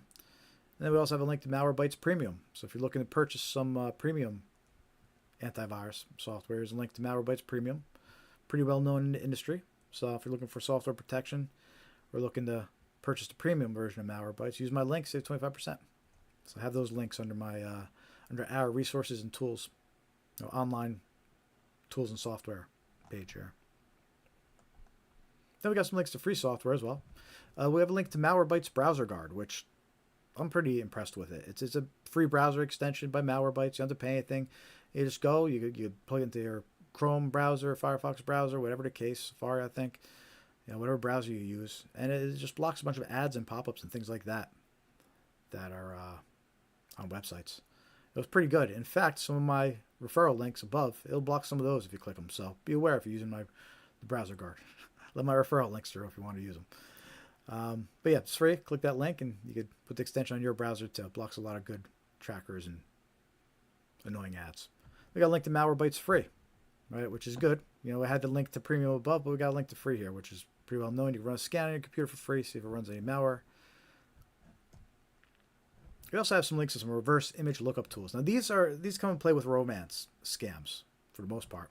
So let's say you're on a dating website, you have a profile up on a dating website, and someone sends you a message. You could take their pictures and you run them through these reverse image lookup tools. It'll tell you if they find their pictures anywhere else. So if you find matches for those pictures, it might indicate you're talking to a scammer. Right? This is a link to TinEye reverse image search, Bing visual search, Google image search, because all three of those can reverse look up an image. So, especially for dating websites or romance scams, if you're talking to somebody that won't meet in person, right, but they're sending you these pictures, run them through these reverse image lookup tools. You know, it's one way you could kind of check and see if their pictures are being stolen from somewhere. Website safety lookup tools. This comes in handy for those fake retail websites. You know, you could run the website through a couple of these tools just to check how trustworthy it might be. We have a link to NordSafeWeb. Let's say if there's any ratings or reviews for that website. We got a link to Google Safe Browsing. It tells you if it's been detected as unsafe or dangerous by Google. A link to Virus Total. It'll tell you if it's found any suspicious files or text malware. All right, so there's just some useful tools to add to your arsenal of checking websites before just blindly putting your payment details in. Then we have last two links. We have to report lookup tools. Now these are fun. We have a link to the BBB Scam Tracker tool. We also have a link to the AARP Scam Tracking Map, which are two tracking tools that are useful when you can see what common scams are being reported. They'll say where the report came from to give you an idea of in the country. So all useful details. In fact, the last 15 minutes or so of this live stream, which is coming up soon, we used the AARP Scam Tracking Map, and we go through the recent reports and see what people are reporting. So definitely stay tuned for another 15, 20 minutes or so from when we do that. Because that's actually my favorite part of the live stream, actually. Get to see in real time what's being reported and see if we addressed it already on a live stream or something unique we should address before wrapping up.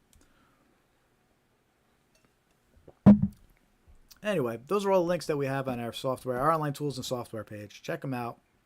A couple of affiliate links here, and then a bunch of other resources and links to other free scam-related resources. And while you're there, make sure to join our free mailing list, scamaware101.com. Click Join Mailing List.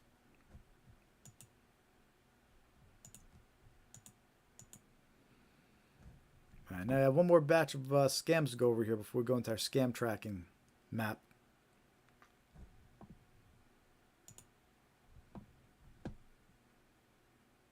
Hey, haven't seen the chat. Good to see you.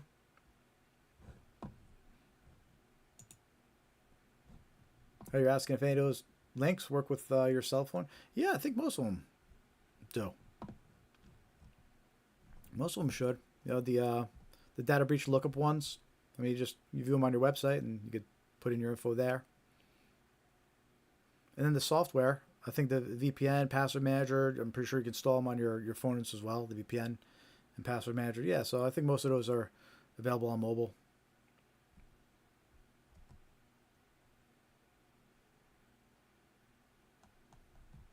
Good question.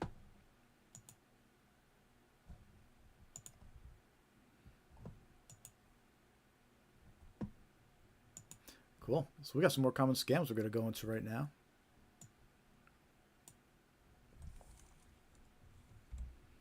And these ones are Social Security scams, IRS impersonation scams. We also have an interesting discount scam and a voicemail I'm going to play for you of one that impersonates Comcast. It's actually an interesting gift card scam that's currently circulating. So the next four scams we're going to go over, all interesting and active scams to be aware of.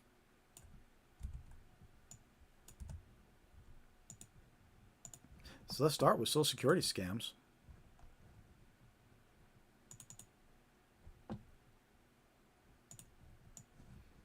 By the way, make sure to hit that thumbs up if you haven't yet. Say hi in the chat. Let me know you're watching. Also, join that free mailing list, scamaware101.com. Join mailing list. Also, feel free to hit that thanks button for use a super thanks for a couple bucks or donate. We'll take that too. But anyway, let's get back to some more common scams. Spreading awareness, because that's the goal here. Social Security impersonation scams.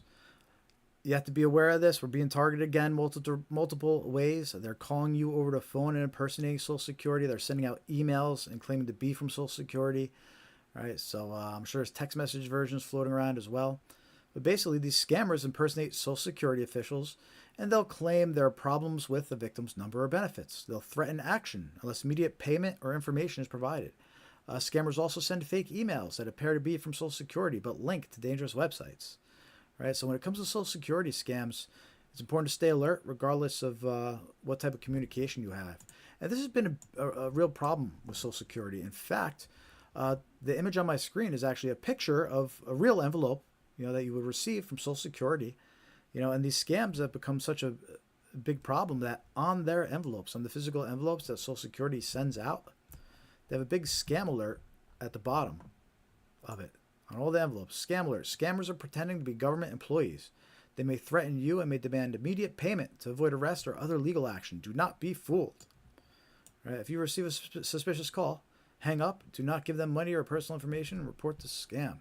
Right? So this is actually on letters and on the envelopes that go out from Social Security. You can see your logo up top here. This is legit. This is real, right? But it gives you an idea what a big problem these scams have been. That they're actually warning about them on their envelopes. All right, and let me show you some examples that you might run into. So I'm going to show you an example of an email scam. All right, so this one impersonates Social Security. Right, this is how it looks on your phone. Which on a phone it's trickier to tell that an email is a scam. So the from, it says Department of, you can't really see the rest of it unless you click it. So it's always important to click it and see who it's actually from. But not the links, just the from field. It's always important to check who that's actually from, which is a little hard to see on a phone unless you click it to view it. But don't click the link. Don't trust these links, because this link's actually a scam. It's a fake. So they make it look like it's Social Security, right? And they make it look like it's a statement. To see your statement, please download the file from this link. But that link actually points to a fake website. Even though it looks like it says ssa.gov, it actually points somewhere else. All right, so we hope you find your statement useful and informative. Thank you for using the Social Security Administration services. And then at the bottom, there's a little note that says this file works on computers only. All right, now here's the thing. If you look at this email on the phone, on your computer now, where you could see a little bit more details. Right off the bat, you could see, okay, this email address isn't really from Social Security. Right? You can see it's actually an email address in Kenya.co.ke. Right? It says Department of Information Services. So now that changes things. Now you can kind of identify for this email. Wait a minute, this is a scam, right? And then the link, you move your mouse over it, you can see it points to somewhere else completely random. It doesn't point to ssa.gov. Right? But you can see how on the phone they made it look like it did. Right. But if you click that link, it'll probably install some malware on your device. It's definitely not a real link from Social Security. But this is an example of an email where the scammer impersonates Social Security. In this case, they're trying to trick you into downloading a virus. All right. But again, there's other cases where they'll call you over the phone. They'll claim they're from Social Security. They might know things about you already, right? Because of those data breaches we just mentioned. They may know things about you already. They may already know the last 4 digits of your Social Security number. They might know your whole Social Security number, right? They'll know things about you, and they'll claim to be from Social Security. But that's a scam. And they'll tell you that there's a problem with a payment, or there's a problem with deposit, or, and they'll trick you into providing banking information, credit card details, or something. Don't trust it. Always be suspicious. You got to hang up. Any phone calls, doesn't matter who they say they are, even if it shows Social Security's phone number and caller ID, you have to hang up. If you're worried about it, verify manually. But don't trust links. Don't trust phone numbers. You can't just trust callers. At ring value. Is that a thing? How do you have to have it like at face value? For phones, I want to say like at ring value. Can't just trust anybody at ring value now. No, but anyway. So watch out for Social Security scams. And on the topic of government scams and government impersonation, let's talk about a couple IRS ones. And these IRS impersonation scams, they work the same way. Right? The scammers, they'll call you on the phone and claim to be the IRS. They'll send you emails claiming to be the IRS. They'll even send you text messages claiming to be the IRS. So they're targeting you in all different ways, and they're impersonating the IRS. They'll claim that you owe taxes or must pay immediately to avoid penalties, right? They might say that, in the example we're going to share with you, they might say, or they do say in the example, that you're eligible for a refund or a payment So they ask you to confirm your details, but that's just a trick to steal your banking details, right? So be aware of these IRS impersonation scams, especially as tax season pops up. But even after tax season, these scams are still floating. Almost every day, I get hit with phone calls for fake tax forgiveness scams. I'm going to play a recording of one of those next. But here's an example of a text message. IRS impersonation scam. They make it look like it's from the IRS. You are eligible to receive a $1,400 economic impact payment. Please provide your accurate personal information. We will deposit the amount into your bank account or mail a paper check. And then they have a link to a fake website. They put irs.gov in it. So look, at first glance, it looks like, oh, wow, this really is from irs.gov. But it's actually part of a larger fake website. It doesn't really link to irs.gov. And there's that red flag we talked about at the bottom where it has that instruction. Please reply with yes and exit text message to reopen it. That's always a red flag when it has that instruction at the bottom of it. Scammers love to include that instruction where it says, please reply yes and then exit and reopen. Don't trust it. Don't fall for that scam. But this example we're showing you right here is an actual example from the IRS. They warned us about this exact text message this year. So if you get this text message, it's a scam. If they're offering you a $1,400 economic impact payment, first of all, that there wasn't anything like that this year. And even if there was, the IRS wouldn't be sending a text message about it. And that's their words. This example is from them. So if you get this text message, 100% scam, be aware of that. Don't click the link. Don't fall for it. So that's the text message version of this scam. What's interesting about the text message version of this scam, if you dig into the IRS website a couple years back, you can actually find a warning about an email version of this scam, very similar. Right? It's just back then it was an email that you would receive, and it says you're eligible for an economic impact payment. And then it has the fake link. So it just goes to show that even though this is a text message example, there's probably an email example of this scam out there too. So be aware, you get any kind of text message like this or an email that says something similar, about an economic impact payment, be aware it's a common scam, impersonates the IRS, and not fall for it. So that's a IRS impersonation scam. Just important to be aware of during tax season. If you're joining, just join in, hit that thumbs up, give us a like, help us spread awareness about these scams. The next scam that we're going to show you is a tax forgiveness one. That's what I mentioned earlier. I'm going to play a recording of here. But this is an example of a tax forgiveness scam phone call that you might receive. And these pick up a lot during and after tax season. They're extremely active right now. I get different versions of this scam, but they all have the same purpose. They all for tax forgiveness. And in this example I'm going to play for you, as always, let me know if you've received this phone call as well.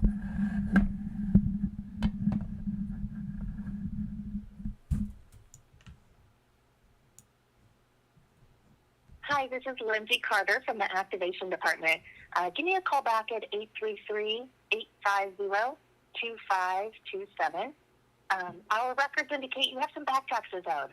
You're now eligible to apply for them to be forgiven with the Zero Tax Balance Program.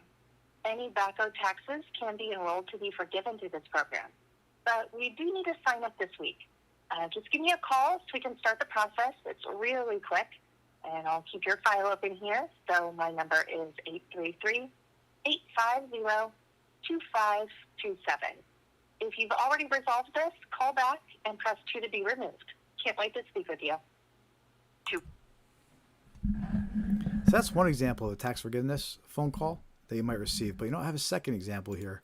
That's also a robocall that's fake. So let me play that for you too. And this one is funny because it's AI and it acts like it has pauses strategically, like you're answering it, but it's just one long recording. So take a listen to this one. I received this one a bunch recently.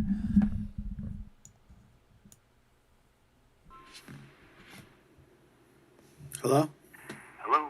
I can hear you now. My name is Anthony. I'm actually one of the assistants to the director for the National Tax Relief Program. How you doing? Great. So listen, I've personally been tasked with reaching out to make sure you received information about a brand new federally approved program designed to help people who may be dealing with tax debt. It's called the Tax Dismissal Program. It's something that's helped thousands of people reduce or sometimes even completely eliminate what they owe to the IRS. Can I ask you, do you currently owe any back taxes at the moment? Okay. Do you have any unfiled tax years or any unpaid back balances? Okay, great. Let me get you this updated information. You're just going to hear a brief recording.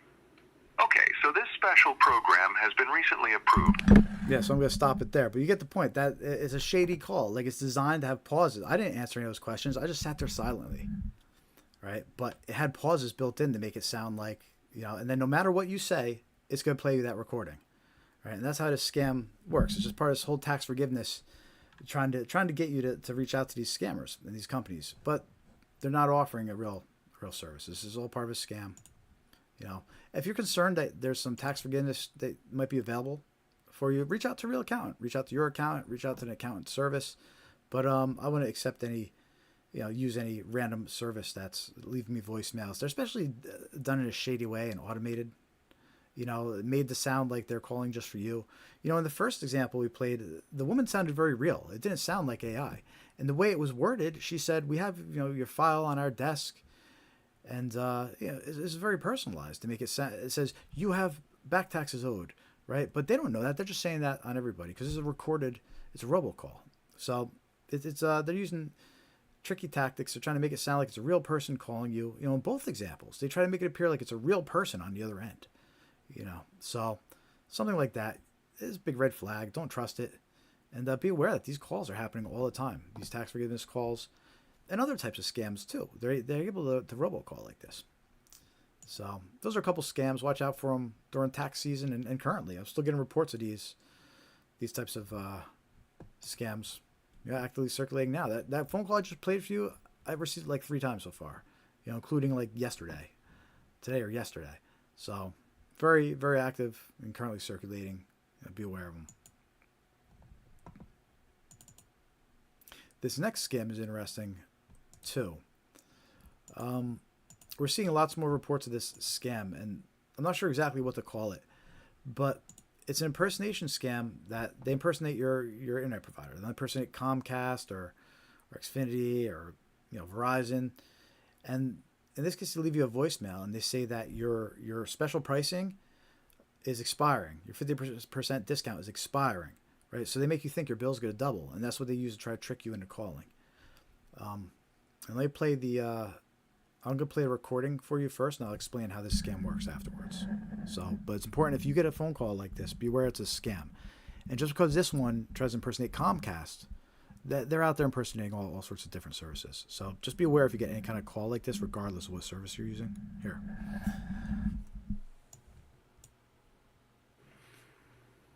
Hello. This voicemail is from Comcast Xfinity. Your current 50% discount on your monthly bill will expire by the end of the day.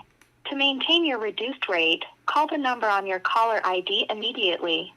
This is your final reminder to act. Call back now. Thank you. So right off the bat, red flag where it says call back number immediately. Right? It doesn't actually leave a phone number, it just says call back the number, which is always an indicator you're dealing with a red flag or a scammer.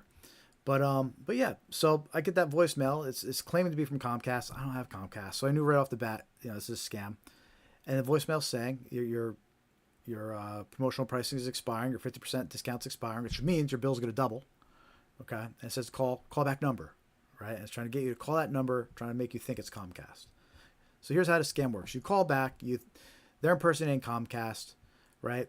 And you say, hey, what's going on with my bill, blah, blah, blah. Oh, your promotional is expiring, yada, yada. And then what they're going to tell you to do is, but we have a promotional deal going on with Target, right? Or maybe some other retailer, but in the examples we've seen, they say Target, right? And they'll say, if you go and you purchase a Target gift card and pay with the Target gift card, you'll get that promotional pricing for a year, right? But you have to pay for the year with the Target gift card. So they're trying to trick the victim into purchasing a $500 Target gift card. Right? And there's that red flag about gift cards again. We know that scammers love to receive gift cards. So whenever there's a mention of gift card, even in a clever way like this, any mention of gift card needs to set off alarm bells and red flags. So anyway, again, the way it works, they tell them, okay, you have to just pay with the gift card. They trick them into purchasing a $500 gift card and giving it to the scammer. Remember, the victim thinks he's talking to his provider. He thinks he's talking to Comcast, and he thinks he's getting a 50% discount because he's paying with a Target gift card. He doesn't realize he's actually handing a $500 Target gift card to a scammer, and it's not going to affect his billing at all, right? In fact, when he gets his next bill, he might think, great, it's still the same as it was last month. So that promotion worked. He might even realize he got scammed. So anyway, that's how this scam works. If you get a phone call claiming to be from your internet provider and you're concerned about something, don't call back the number that they say. If it's a text message, don't click the text. Go actually call your provider directly. Make sure, go check a real bill, and confirm where to call. All right. But that's an interesting scam. It's an interesting gift card scam that they use to get you by impersonating Comcast or whoever your internet provider is.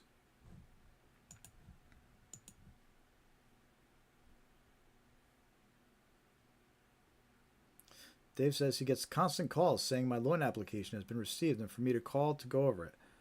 I've blocked so many, I still get the same call with different. Me too, man.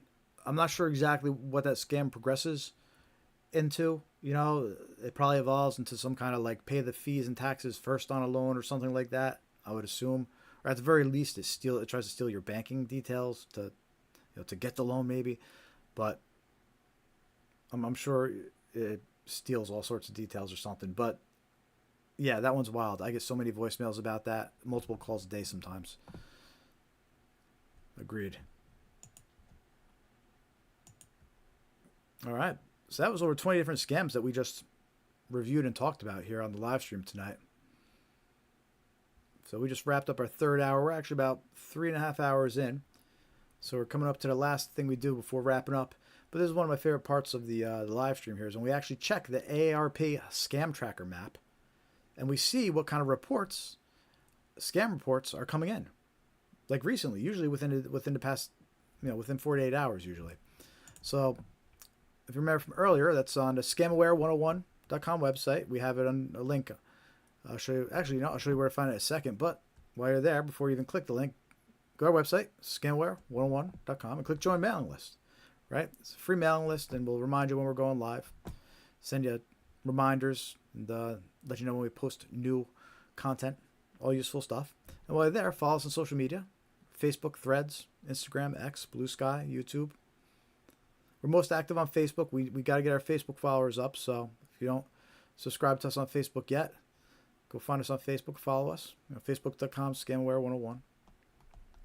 And again, if you want to help us out financially, we'll take it. You go scamaware101.com/donate.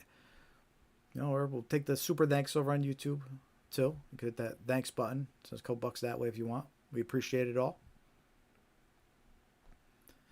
But with that said, let's get into the scam tracker map we were talking about. So earlier, when we were talking about the tools and software section of our page, which by the way, check that out. All the way at the bottom, the last link we have here is to the AARP scam tracking map. So let's take a look at what some recent scams are being reported on the tracking map here. You could put in your location and it'll actually narrow it down to where you're located. But for the sake of this, I'm going to leave it nationwide. Kind of get an overview of what's being reported. Let's see. And these scam reports, the most recent ones, are from yesterday. Right? So, again, very recent reports. So let's see what some of these recent reports are. And maybe we talked about some. Maybe we didn't and we should.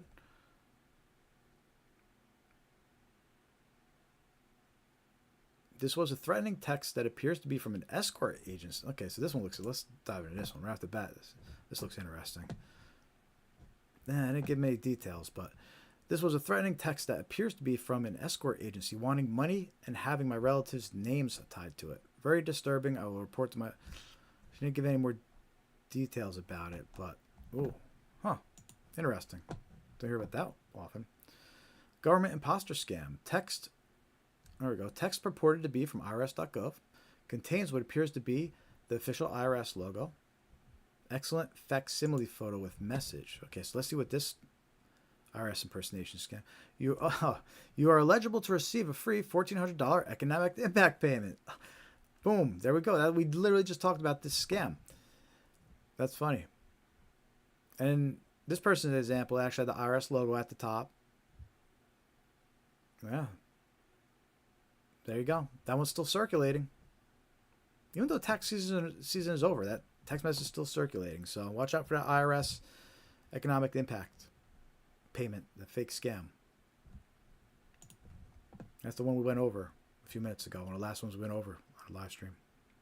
So we're on the right track. Malicious text message being sent from a new Cricket Android cell phone, new email address created without my knowledge. Let's see what that is.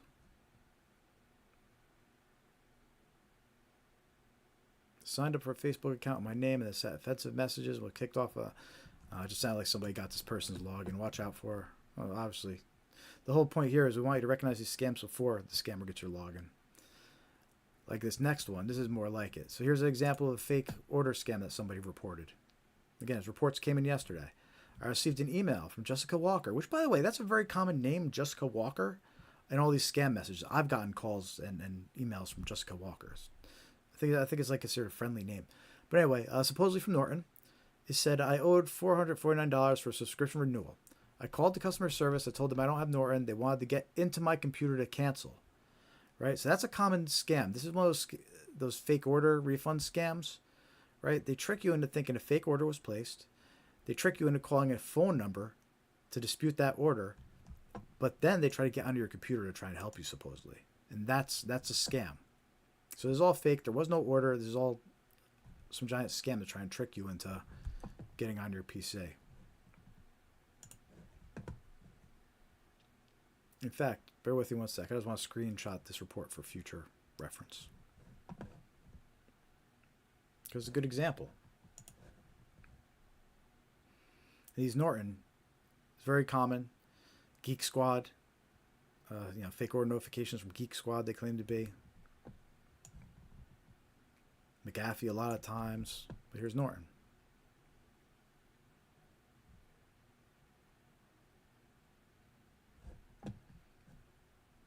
Just bear with 1 sec. I'm just saving that.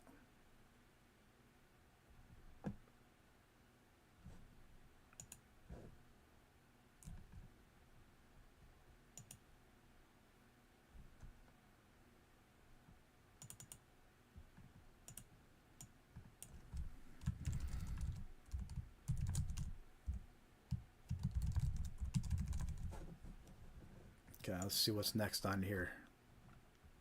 So that was the first page. And most of those we covered. Most of those type of scams, but all important to be aware of. Called Wayfair to return an item, then had my computer hacked while on the phone. Oh, there you go. And there you go. It's a fake order scam. They impersonate anybody. And in this case, they impersonated Wayfair.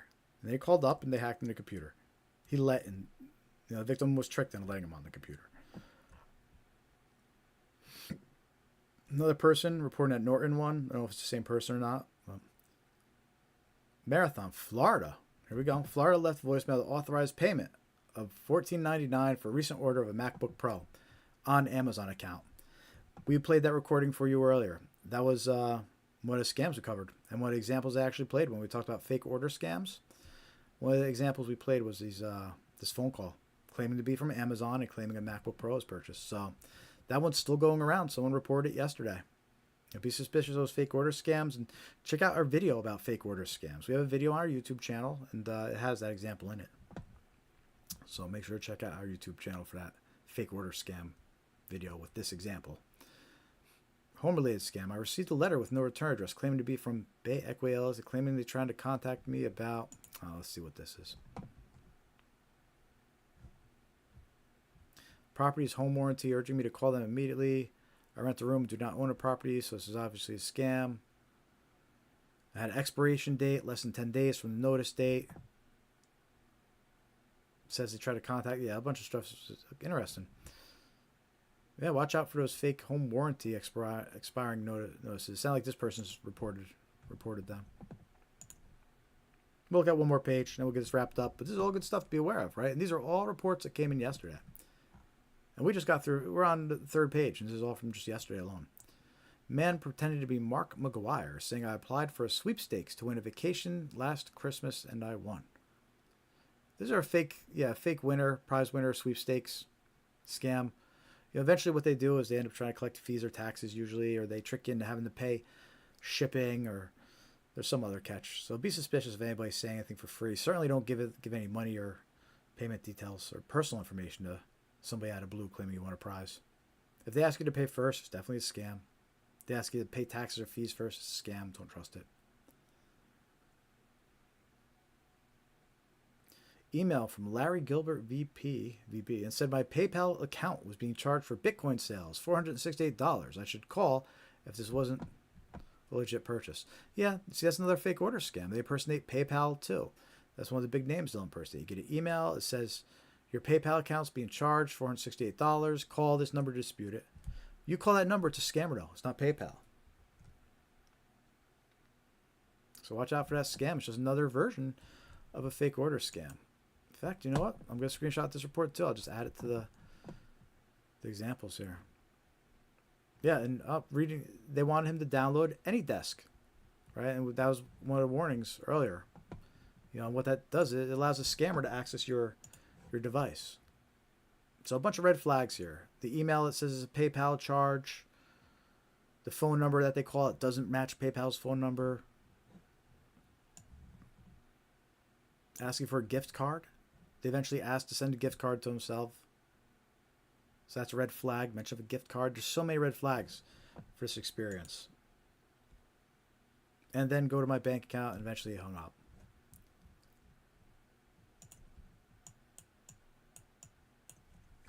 But that was a PayPal impersonation.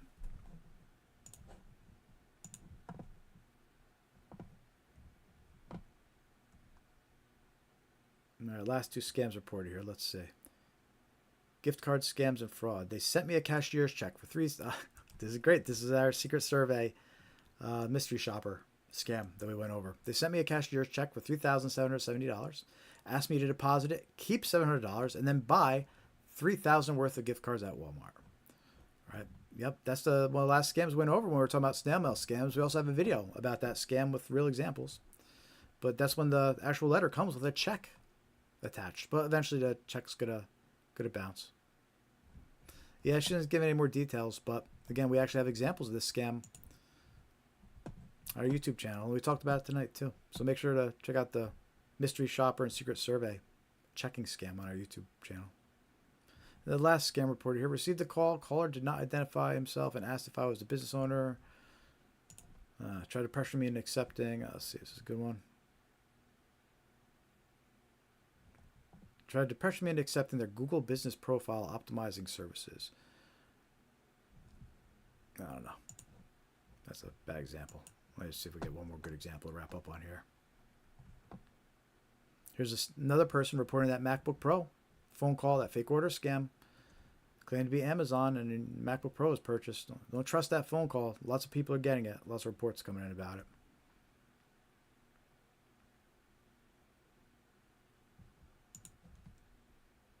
All right, let's see. Here's a good one. Give some details. Man called my husband saying he was with fraud department with Truist Bank. So it's a bank impersonation scam. People had been having their accounts cleaned out by probably someone working at Truist. Long conversation. Asked what we had in accounts that we might lose. Wanted us to go to bank, clean out both checking accounts. Everything about this scam. This guy was good. He didn't want us to talk to anyone. And yes, we turned over the phone to him. We withdrew the money and deposited it in supposedly our crypto account. You know the rest of the story. I consider myself a pretty solid person. Every step was a red flag, but we did it anyway. That's a shame. She lost over $5,000. She didn't put the exact amount here, but it sounds like they were tricked into probably, it sounds like a Bitcoin. You know, they said put it in a crypto account, so it's probably a Bitcoin ATM. And yeah, it started with a bank impersonation scam, and they went with the whole narrative. Your money's not safe. Someone has access to your account. This one, they said it's an insider at the bank. And the reason they say that is so they don't, to convince you not to tell the bank teller. They're like, the bank teller could be in on it. So they tell you not to tell anybody. So many red flags. You know, we covered a lot of these red flags, you know, earlier in the live stream. It's a shame. Yeah, it's a good example. And a recent report came in yesterday of this person that just, she fell for this bank impersonation scam. Cleared out. It's a shame. Yeah, I see some more viewers. Give me a thumbs up. Say hi in the chat. Let me know you're watching. I'll keep going if you want. We got some viewers on. I'll keep going through some of these examples if you want me to. So let me know in the chat if you're here.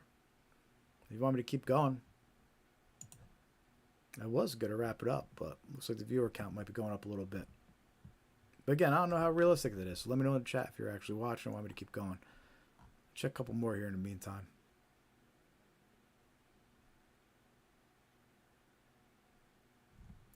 Elder scams and fraud. Let's see. Received a phone call. Received a call saying my credit card had been hacked. Have not used this card for over a month. Caller told me the card was now part of a money laundering ring. He passed me to someone called Patrick Scott, who he said was calling from the FBI fraud squad. He asked me how much money I had and whether I lived alone. He said I needed to file a claim naming what amounts of money I had, or all my accounts and credit cards would be frozen. I told him I was going to hang up and did so. I called my bank and told him about the scam. They always say there's some kind of fraud or money laundering or something going on, and they try to trick you into making you think you need to withdraw your money. They'll impersonate law enforcement agencies like the FBI or CIA. They'll impersonate your bank. Don't ever think that something is too far to be a scam. They'll go so far.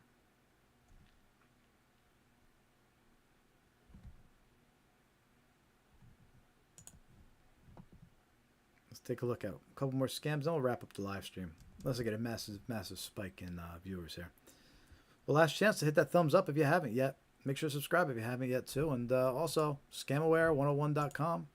We're on our homepage. Click join mailing list. It's free to join. We send you reminders, let you know when we're going live. We post new content, all good stuff. Also, follow us on your favorite social media, of course. Facebook, Threads, Instagram, X, Blue Sky. A couple more scams here. This is on an ARP scam tracking map. All recent. These were all reported yesterday.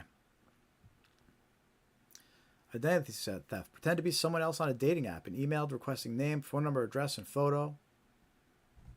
See, they give some more details. Gives a little bit more insight on these romance scams. Then called to ask for Bitcoin or gift cards to pay for military minutes. All right, so she didn't give us too much info, but she mentioned military minutes. And that's what a common scam on these dating websites. In fact, I'd love to get some examples of those fake profiles. But on these dating websites, a lot of times they'll say they're in the military, which is why they can't meet in person. They'll try to gain your trust that way. They'll send you a bunch of pictures of them, military pictures or whatever. And then they'll try to woo you into sending them Bitcoin or gift cards. This goes for guys and girls. They'll impersonate both sexes and claim to be in the military both ways. So watch out on those dating websites for profiles claiming to be military, especially not wanting to be, meet you. And it sounds like a great excuse, but you can't go sending strangers you meet on dating websites, Bitcoin and gift cards.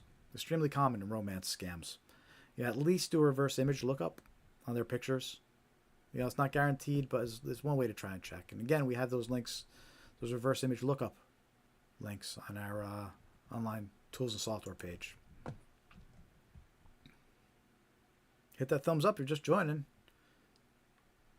We're getting towards the end of our live stream here, but we're still checking out some common scams and all useful stuff. I'm going to keep on going. If people hit that like button, react, talking to chat, I'll keep going. Here's another one, PayPal scam. You need to watch out for these fake PayPal emails.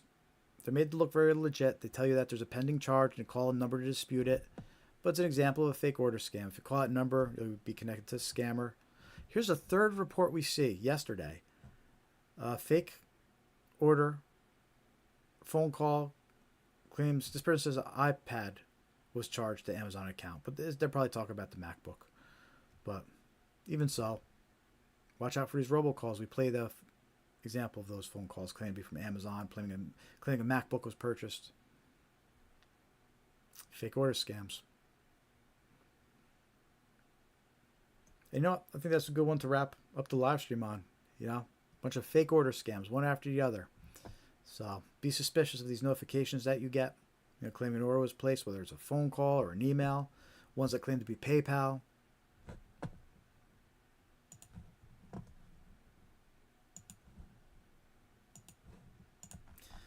And that's it for today's live stream. I hope you found some of the things we discussed useful. Covered over 20 different types of scams here. Went over some red flags to be aware of. Went over some really interesting headlines when we kicked off the live stream.